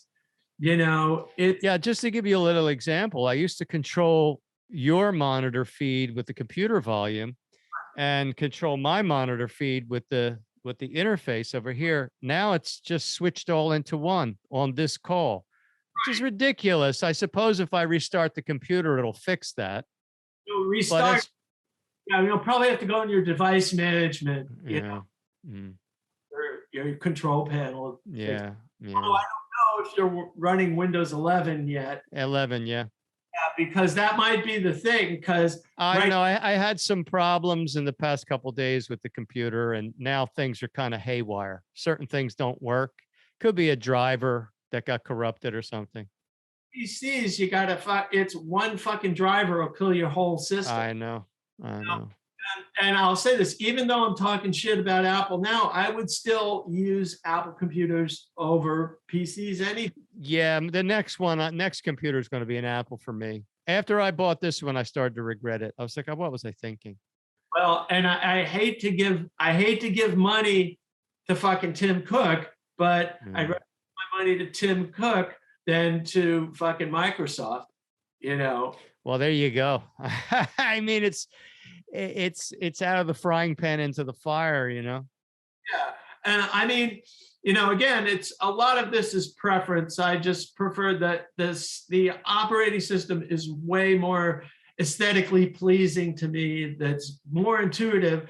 There are things the thing I hate about Apple is they're such control freaks and how they design their system, and how there used to be shit back in the Jobs days where you could change shit a lot easier. And now they've got this thing where when you put a new app on, you used to have the choice of App Store only, Ask Me, and then there was an everything button. There used to be an everything button. The last few iterations of the operating system, they took out the everything button, and you have to go and you have to do a command line interface to get it back into the fucking, to get it back where you can use things that Apple doesn't approve of, you know, apps. So, I mean, there's shit like that, but all told, for me, it's still a better experience. And, you know, there's shit doing music that it's still a better music computer than a PC. And it's, you know, and the other thing is that, you know, now I think the one thing is also in terms of Apple computers now, I think with the chips that they themselves are making, their systems, they're really smoking Intel processors. And they're also, you know, they're much more efficient in terms of the way that they allocate memory and in terms of the way that they just integrate the low-level operating system with the hardware. And also the hardware is they're hearkening back to the old days. They're not making their computers super thin. They're putting more of the ports back on. The keyboards are getting back to the old computers. So it's looking better for Apple. And as much as I hate using computers in general, you know, I mean, I look at it as a necessary evil. And the times when I do have to use one, you know, like I said, for me, I'd rather use a Mac as much as I hate fucking Tim Cook and his fucking little band of control freak fuckers. Well, they're obviously control freaks, you know, and they are censoring people too. Oh, I mean, yeah. when they removed Parler from their platform.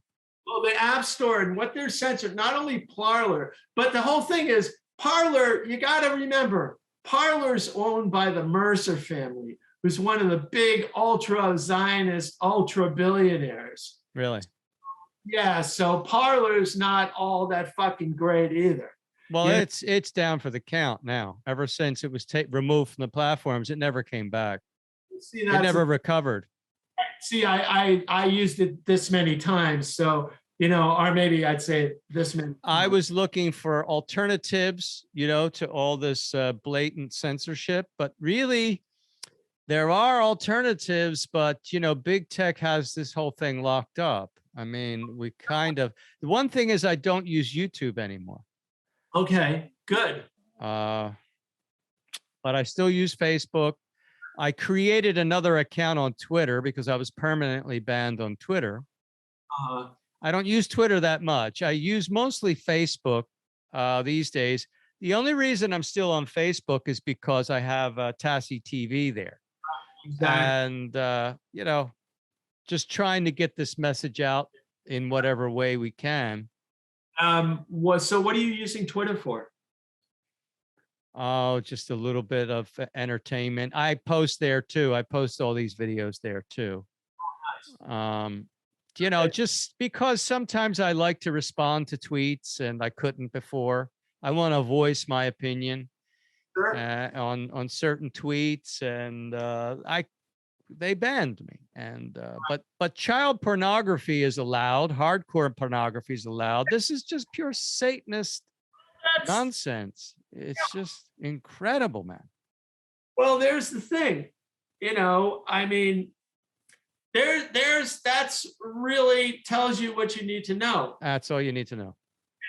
I mean, with all these fucking companies, they're gonna let the shit they want on, no matter how depraved it is. And as a matter of fact, you got to remember all these things, like on all these people who have, like all these celebrities who have accounts on Instagram and Twitter, and Facebook, all these people, their posts are not for you and me. Their posts are to signal to people in the club. They're not for the average person. Yeah. You got to remember that first and foremost. Yeah, sure. You got to remember, like those really disturbing tweets with Liev Schreiber and his son. I'm going to call him his son, even though it's his son. It's his son. His son. Thank you. Yeah. All those things. Those are not for us. No, they're not. They don't care about us. They don't care what we think. They don't care what we say. No, it's to signal to other members in the club. Yeah. And there's like Tom Hanks tweets were not for us. None of this shit. And the sooner people remember this, and I think the other thing, you were talking about alternatives in social media. I think MeWe is still pretty good. And, there are thousands of others that I signed up for but never went on. And I think Gab still has good stuff. There are actually, despite what people say, there are actually there's some really racist white supremacist shit, actual white supremacist shit, like Southern redneck shit on Gab. It's there, but I'll tell you something. I would rather see that, and I'll tell you anything. Any person that I know of color would say the same fucking thing. They say, I'd rather see my enemy with the knife in his hand coming towards me, with the knife behind his back, smiling at me. Well, that's it. That's how the Satanists roll. I mean, look at the pretty language that some of those tenets on the Georgia Guidestones were phrased in. Oh, look at this. Number 2, guide reproduction wisely, improving fitness and diversity. Now, who is going to guide? Who is the person? Who is the, and notice that all of these, if you look at all 10 of these, okay, when we're done with all 10, I'm going to look at the first word of each of these. I'm going to read the first word of each of these. Heck, I'll do it now. Maintain, guide, unite, rule, protect, let, avoid, balance, prize, bead. All of these are commands. These are all of these are written as, they're written in command language. They're not meant, so who is the they that is writing all of this? The voice who is the collective voice that is speaking behind, and they are commanding humanity, the unwashed masses, the cattle. They're commanding the cattle to do these 10 precepts. So number 2, guide reproduction wisely, improving fitness and diversity. Now that's straight up eugenics. Fitness, what did they used to call the people that they wanted to call in all the old eugenics literature of the late 19th and the early 20th century? Infirm. So that course. Yeah, right. Exactly. Let's knock them off. They're old and infirmed and they're useless. They're useless eaters, Jim. Not just infirm as in age, the infirmed who were mentally unfit. What's the word to call them? Not the simple, but what was the archaic word that they used to use for retarded, or challenged? They used to use, I can't remember it right now, but they're going to say that, and that's what all of this with, let's take Planned Parenthood, improving fitness and diversity. Okay, does this mean okay, with diversity, they're saying within that 500 million, there's got to be, we're talking about the diverse, there's got to be from each ethnic groups all the different ethnic groups have to have a certain segment within that 500 million that they're deeming to be the acceptable limit of. So who's going to determine that? So all of this, that's straight up eugenics. Yeah, it's like that's kind of outlining who's going to make it in the 500 million. Right. Well, the other thing is, guide reproduction wisely. Who's going to guide reproduction? Yeah, right. Parenthood. That's what it was said. Planned Parenthood. All these societies, all the thinkers. Ezekiel Emanuel, who wrote that article for the Atlantic about here's why I hope I die at 75. Oh, yeah. He's a eugenicist. He and his Zionist brother Ram, ultra Zionist. He's in he has Biden's ear with so-called public health. So they're gonna all, hey, 75. Guess what? It's like Logan's Run. You're going in, it's like Bill Hicks said, we'll put Grammy out on the wheelchair. We'll strap her we'll put her out in the worst neighborhood. Bill Hicks had that sketch back in the 90s. God bless him. If he was still here, he'd have a field day with this shit. Yeah, well, they murdered thousands in the nursing homes. They euthanized thousands under the cover of COVID-19. Right, exactly. Well, that's the other thing. They say they want to preserve, we're doing this for the benefit of the old people. No, it's the exact opposite. That's where they're doing, you look at what they're saying when there was a saying, I forget, I don't know if it was Chris Hedges or somebody that said, we live in a society where doctors destroy health, lawyers destroy lawfulness. There was that, there was that quote. I don't remember the whole of it, but basically you can look this quote up, and it basically what it is it's a satanic inversion. Every time they say, anytime any of these people say something, build back better, it means the exact opposite of what do you have to do to build something? You have to tear down the thing that you want to build back. What are you building back from? Well, that's what we're in the process now. They're destroying the fossil fuel industry. They're destroying the economy. They're wrecking the whole bit. And they're destroying, well, they've probably already done that, a constitutional republic. They're destroying democracy in the sense it's not government for the people at all or by the people. They're wrecking this whole American way, and they're just doing it blatantly. It's unapologetically. Well, yeah, the thing is, but again, this is why people have to have their, to put on the they live glasses. The greatest. Exactly. The discernment, like you're talking about, you got to be able to see this. The thing about it is, once you understand their agenda, it becomes very clear what they're doing.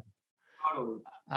There are people that are still in that, they still got the pink colored glasses on, thinking that none of this really exists. There isn't this diabolically evil cult that it seeks to control the world. They don't see it.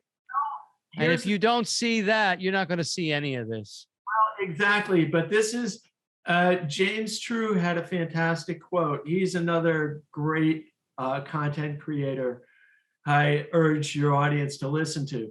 He said, it's a test of anybody who can't see that after reading these 10 precepts, anybody who can't see that these are not for the benefit of humanity.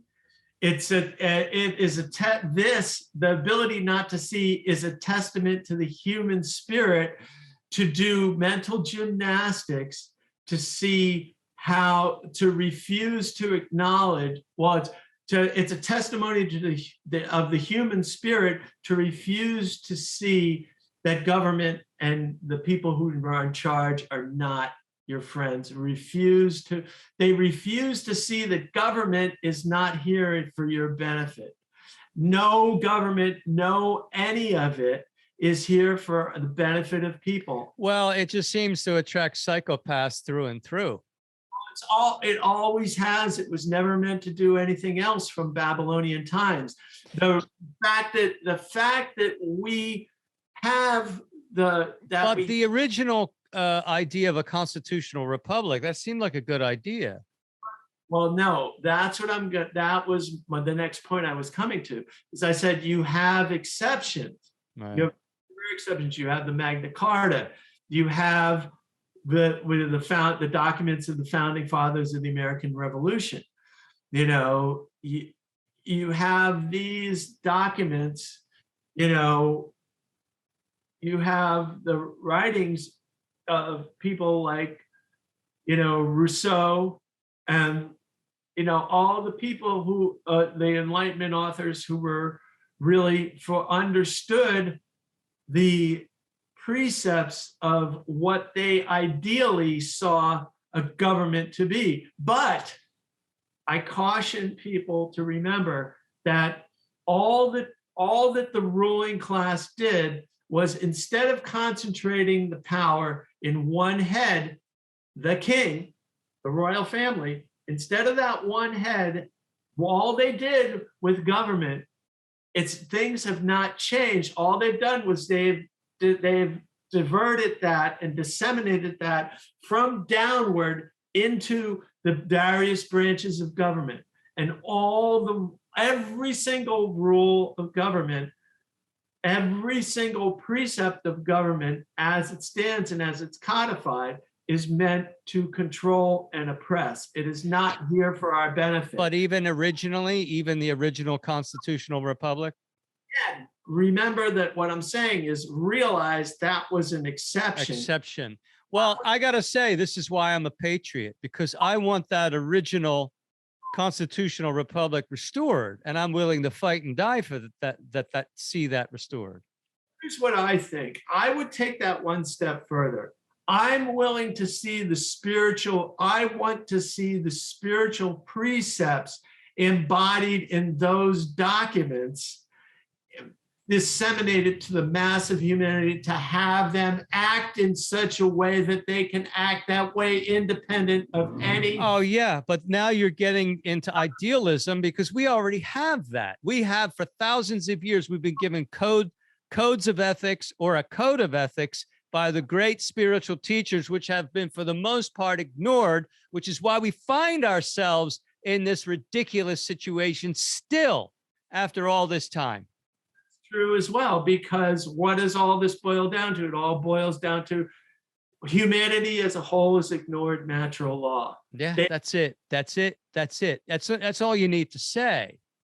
The more, and to remember what the law of freedom really is, the more humanity embodies natural law, the more it basically do no harm. The more people embody that, the more they act outward into the world and embody those principles in their everyday life, the more free the world will become. The less free, like I said, 95% or more of people are de facto Satanists. That is why we are in the situation we are in. Yeah. It is not because of the elites. It is because— Oh, absolutely. We get the government we deserve. We get the society that we deserve. We get the world that we deserve. We've collectively created this. There's no question about it. I mean, if you know, the one thing about this organization I belong to, and one of the things that really took me was the master in question. Well, the founder was a trance medium, let's put it that way. And he was channeling a master. And this was on the BBC in the 50s, actually. It's on television. This was on television.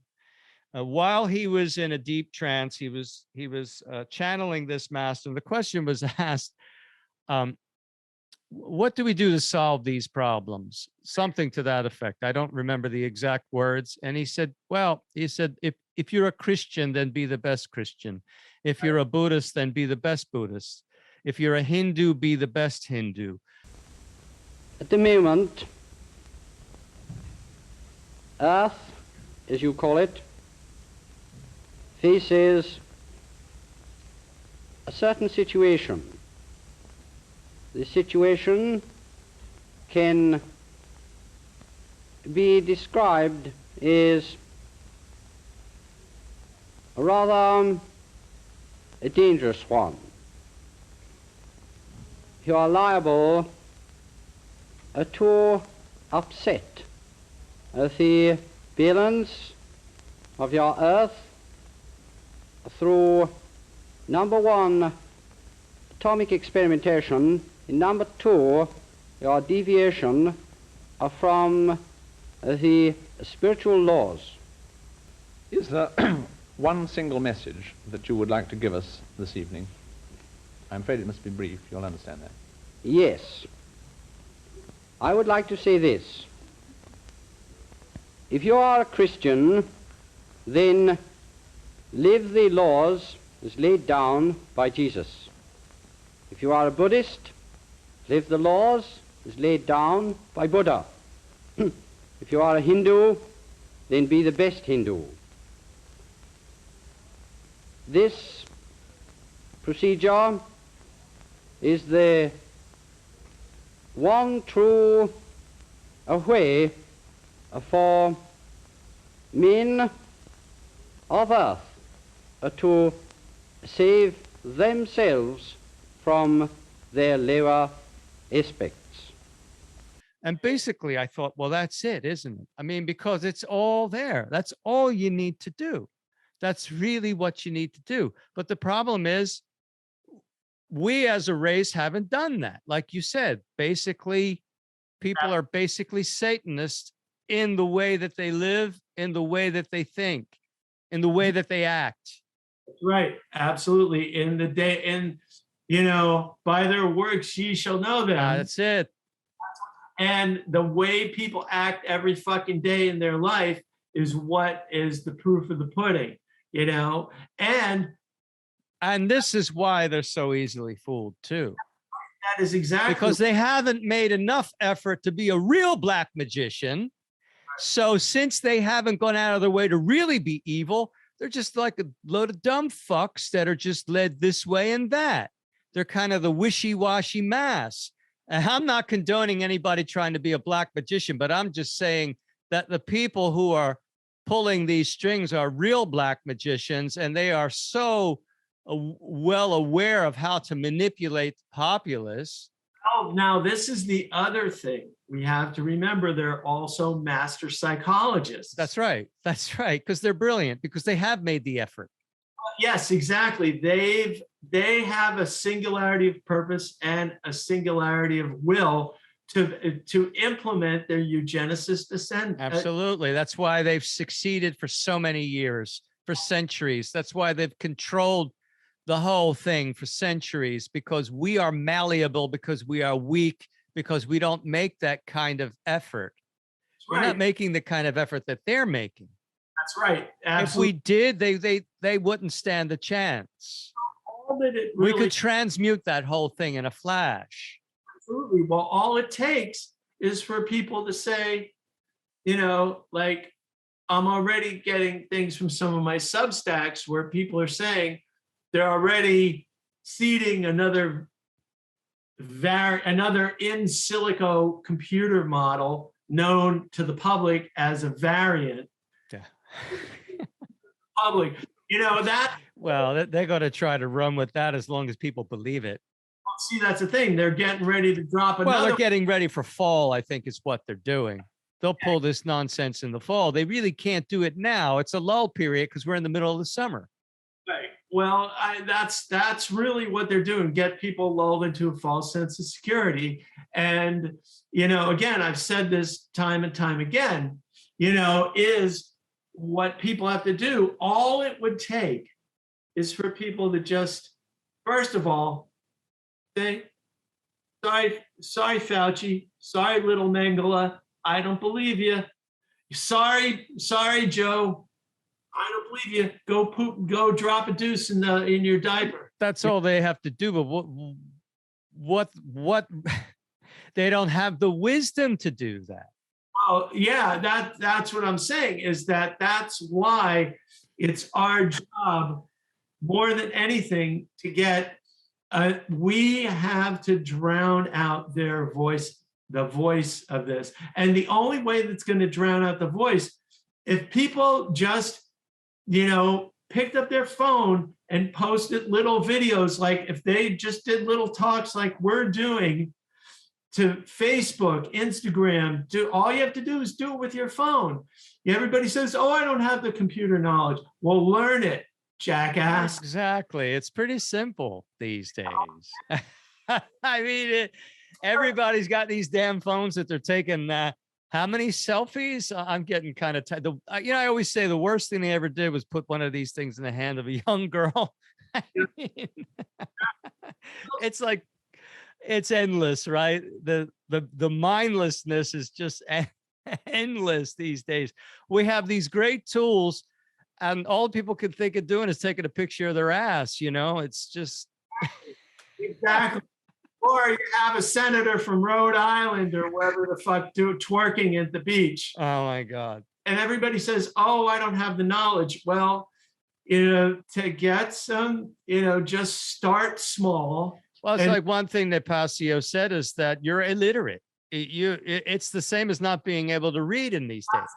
Yeah, that's exactly what he said, is that it's literally, yeah, you are actually illiterate if you don't know how to use these tools to communicate with.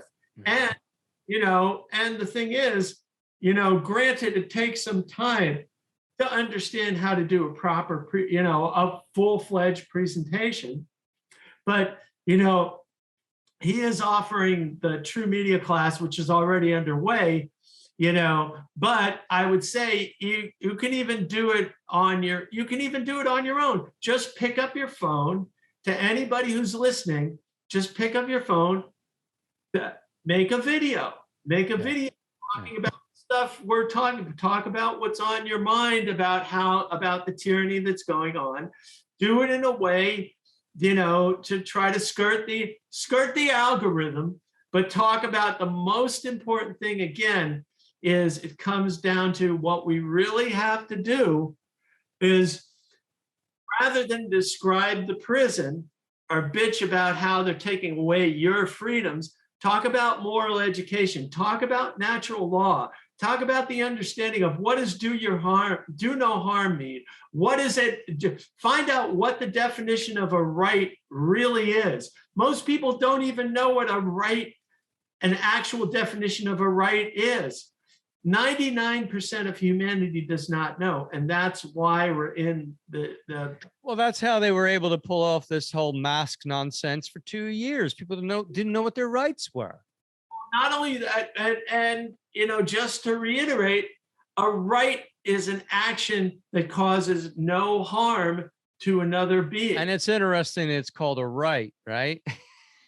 Exactly. It's a right because it's right.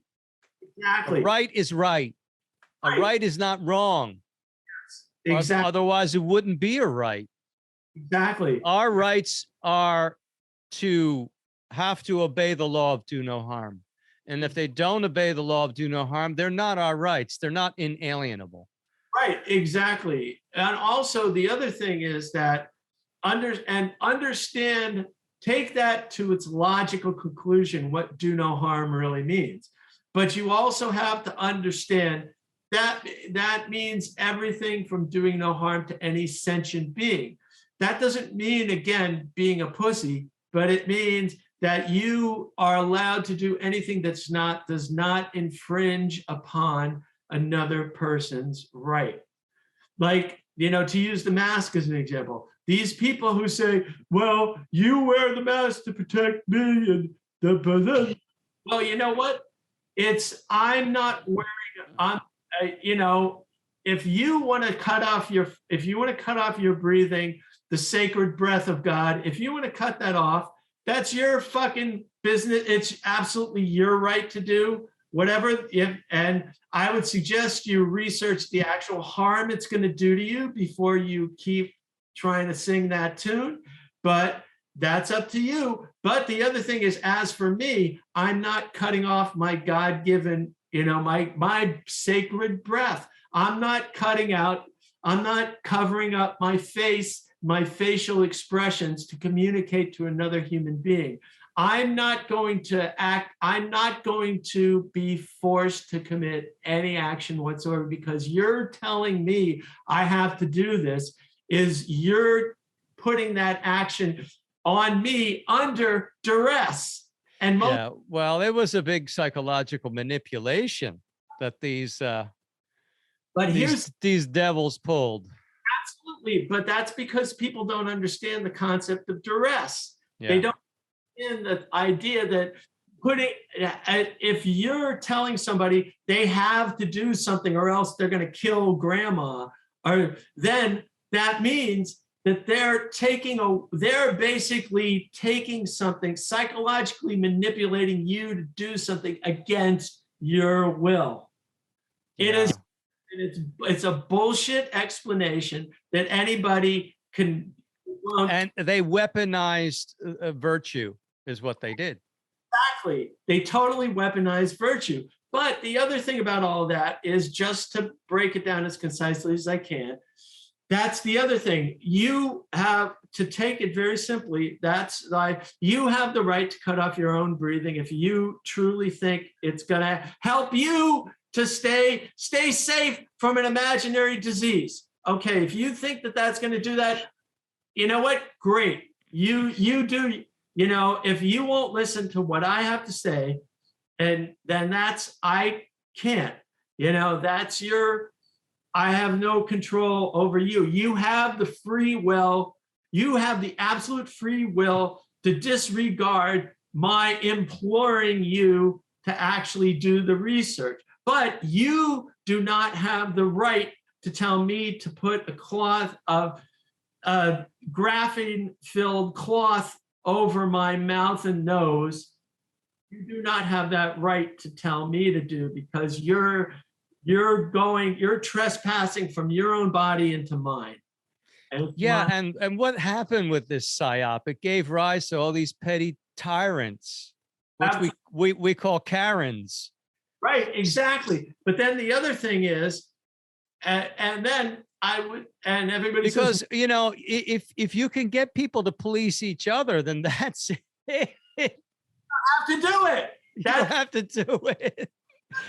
And if you get people to line up for their own slaughter, you don't have to spend money on bombs and bullets, although bombs and bullets is very profitable too.